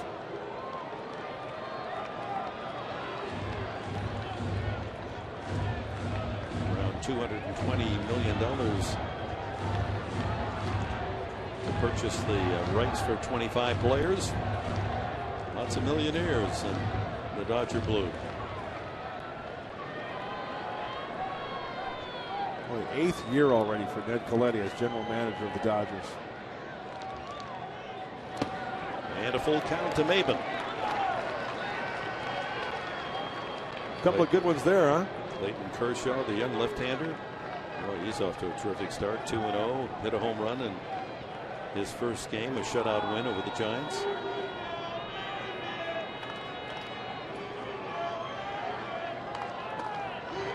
Three and two to Maben. Up the middle. Ranging well to Sellers to get him by a half stride.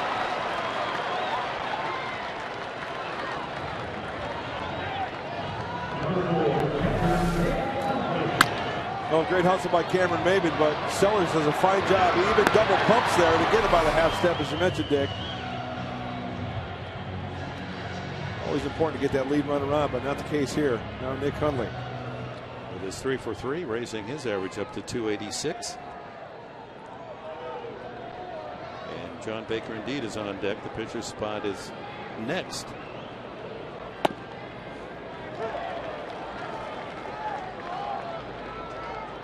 Manager Bud Black almost totally out of ammunition. Baker would be it among the regulars. 2 strikes on Hundley.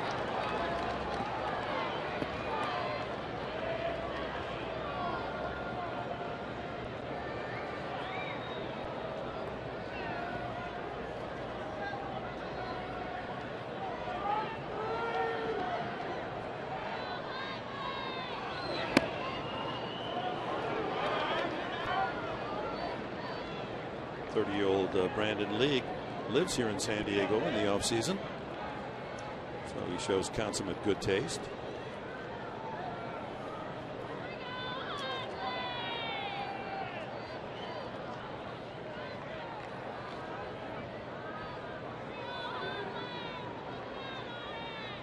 Football and baseball in Honolulu in his high school days.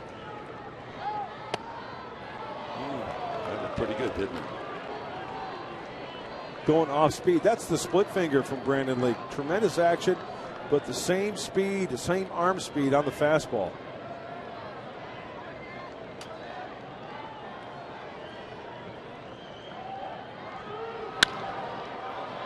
Protective swing and still alive. 2-2. One out in the 9th. Dodgers have led all the way from the opening batter of the game. Carl Crawford with a home run.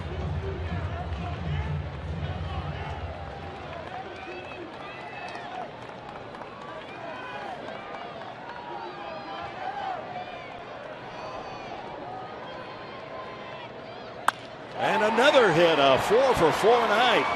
That one's going to squirt through in right center. Kemp finally cuts it off, and into second with a double is Nick Hundley. What a night for Nick.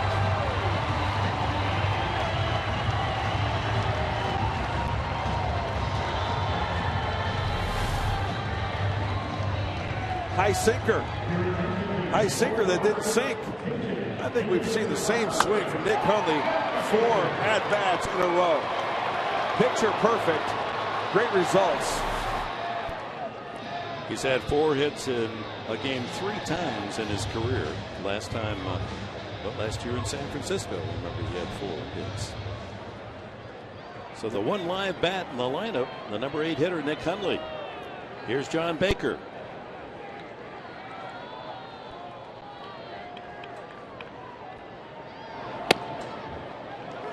Looks at a strike. Tying runs in the on-deck circle, so Padres need another base runner. They're 0 for 6 tonight with runners in scoring position after a good job last night.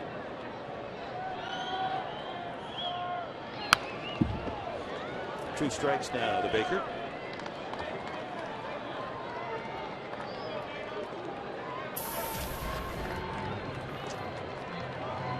hits for San Diego, 4 of them by Hundley. The RBI, a double by Denorfia, who has 2 hits. Alonso with 2. Hundley with 4.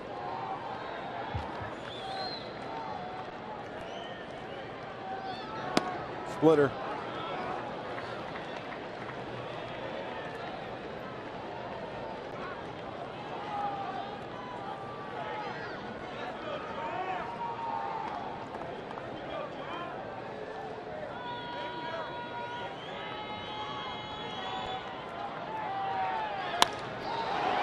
Fly ball to right. Ethier there. 2 away. Top of the order, Everett Cabrera. He has a hit and a walk in his 4 trips to the plate. Needs to get down there to give Venable a chance.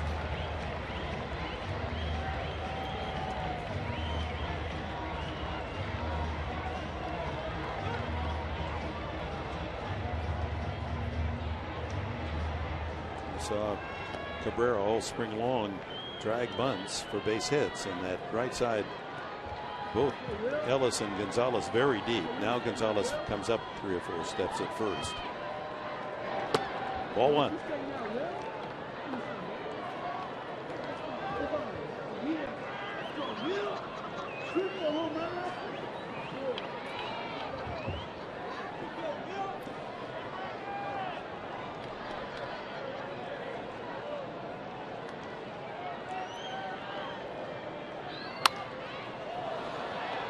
Well, I mentioned it earlier, but looking back at this game, it boils down to 2 Eric Stolt pitches and missed opportunities for the Padres. They had chances, haven't they? Absolutely. The Schumacher catch, though, was really critical. Looked like that was going to drop in there. A terrific play. A bold play. Yeah.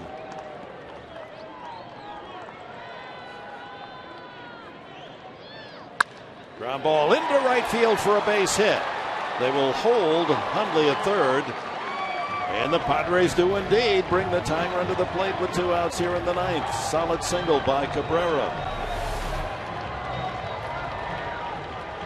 Fighting off the fastball in from Brandon League. He got the fastball. He didn't throw him the split finger. So something straight, not a lot of movement. Keeping it alive. And it's Venable who homered last night and tripled, representing the tying run. Padres battling here, bottom of the 9th.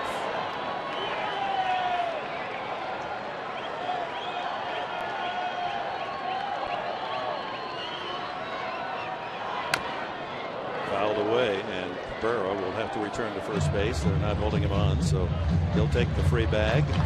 And he started him off with the split finger fastball.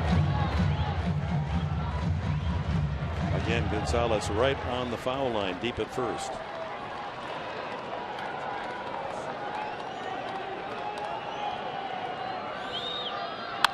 The line drive over the head of the shortstop Sellers. A 4-2 game. Cabrera moves to third. The time runs on. The winning run comes to the plate. Venable goes to the opposite field. Believe me, Brandon Leake knows what Will Venable did yesterday. First pitch out of the hand of Josh Beckett. It was a home run. He started him off with a split finger. Will knows that he's got that in his arsenal, but it's reacting to the fastball, taking it the opposite way. That's a good at bat, keeping it alive once again for Will Venable and the Padres. Rick Honeycutt, the pitching coach, comes out to talk with Brandon League. He's given up 3 hits here in the bottom of the 9th inning. The double with 1 out, Nick Hundley, and singles with 2 away. Cabrera and Venable both well struck. And Dave Roberts there coaching at first, letting Venable know he's carrying that tying run, so be ready to roll. And maybe even they might try to swipe second base, depending on how Gonzalez plays here. You figure he's going to hold on.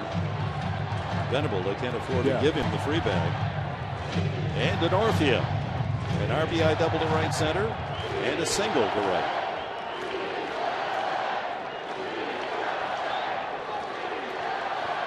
That's the man the Padres want to get in.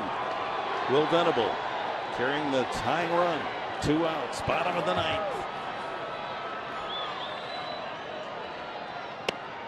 Strike. Good pitch. Pitcher's pitch.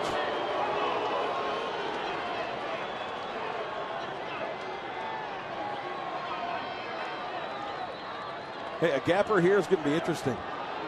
Will Venable on first base. Crack of the bat, you're off and running. 2 outs. Way outside, 1-1. Yonder Alonso on deck. Chris Denorvia, he splits a gap here. It's a tie ball game.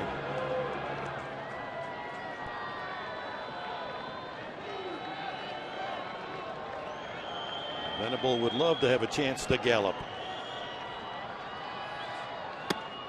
And now 1-2 down to the final strike. The Padres. You talked about making some good quality pitches.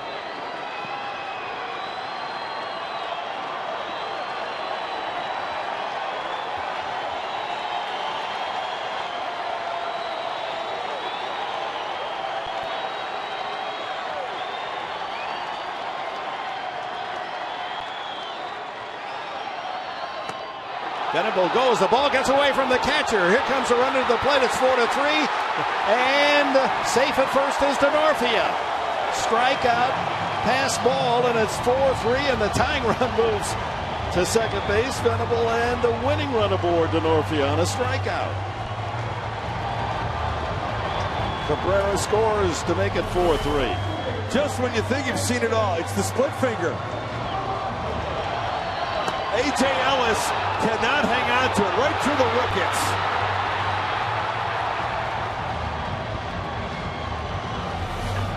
Soon they're going to call that a pass ball, strikeout pass ball. You know, it looked like a very catchable ball for A.J. Ellis.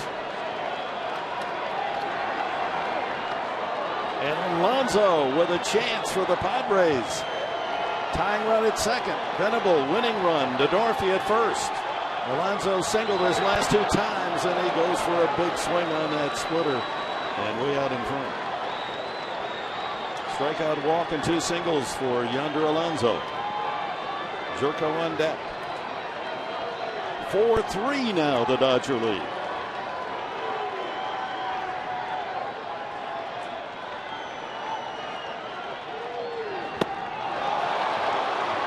Same spot, same pitch. Watch the bottom just drop out of this pitch. Oh. And as Foxtrack showed, it was right there at the knees, a perfect pitch.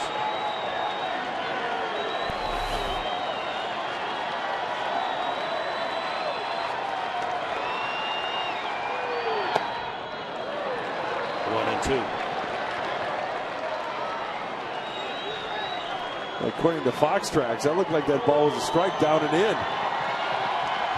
A lot of movement from the catcher, though. You're not going to get that call.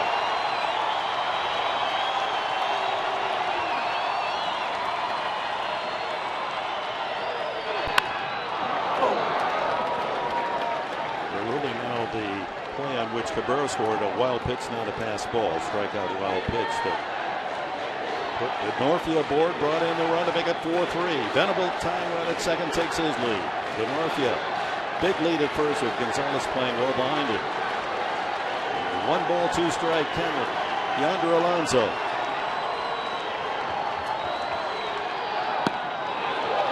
Two and two. It was outside, as you can see. Tough to lay off because he's got a good view of it. It's elevated. I'll tell you, that's a very inviting pitch because it is up around the belt buckle. Good recognition off the plate. 2 on, 2 out, 2 and 2. Ball 3. Again, tries to get him to fish for that outside pitch. Now, a long single to tie it. Denorfia will have a running start on the delivery.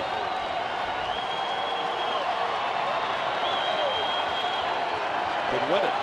Tying run at second. Denorfia carrying the winning run. 3 and 2.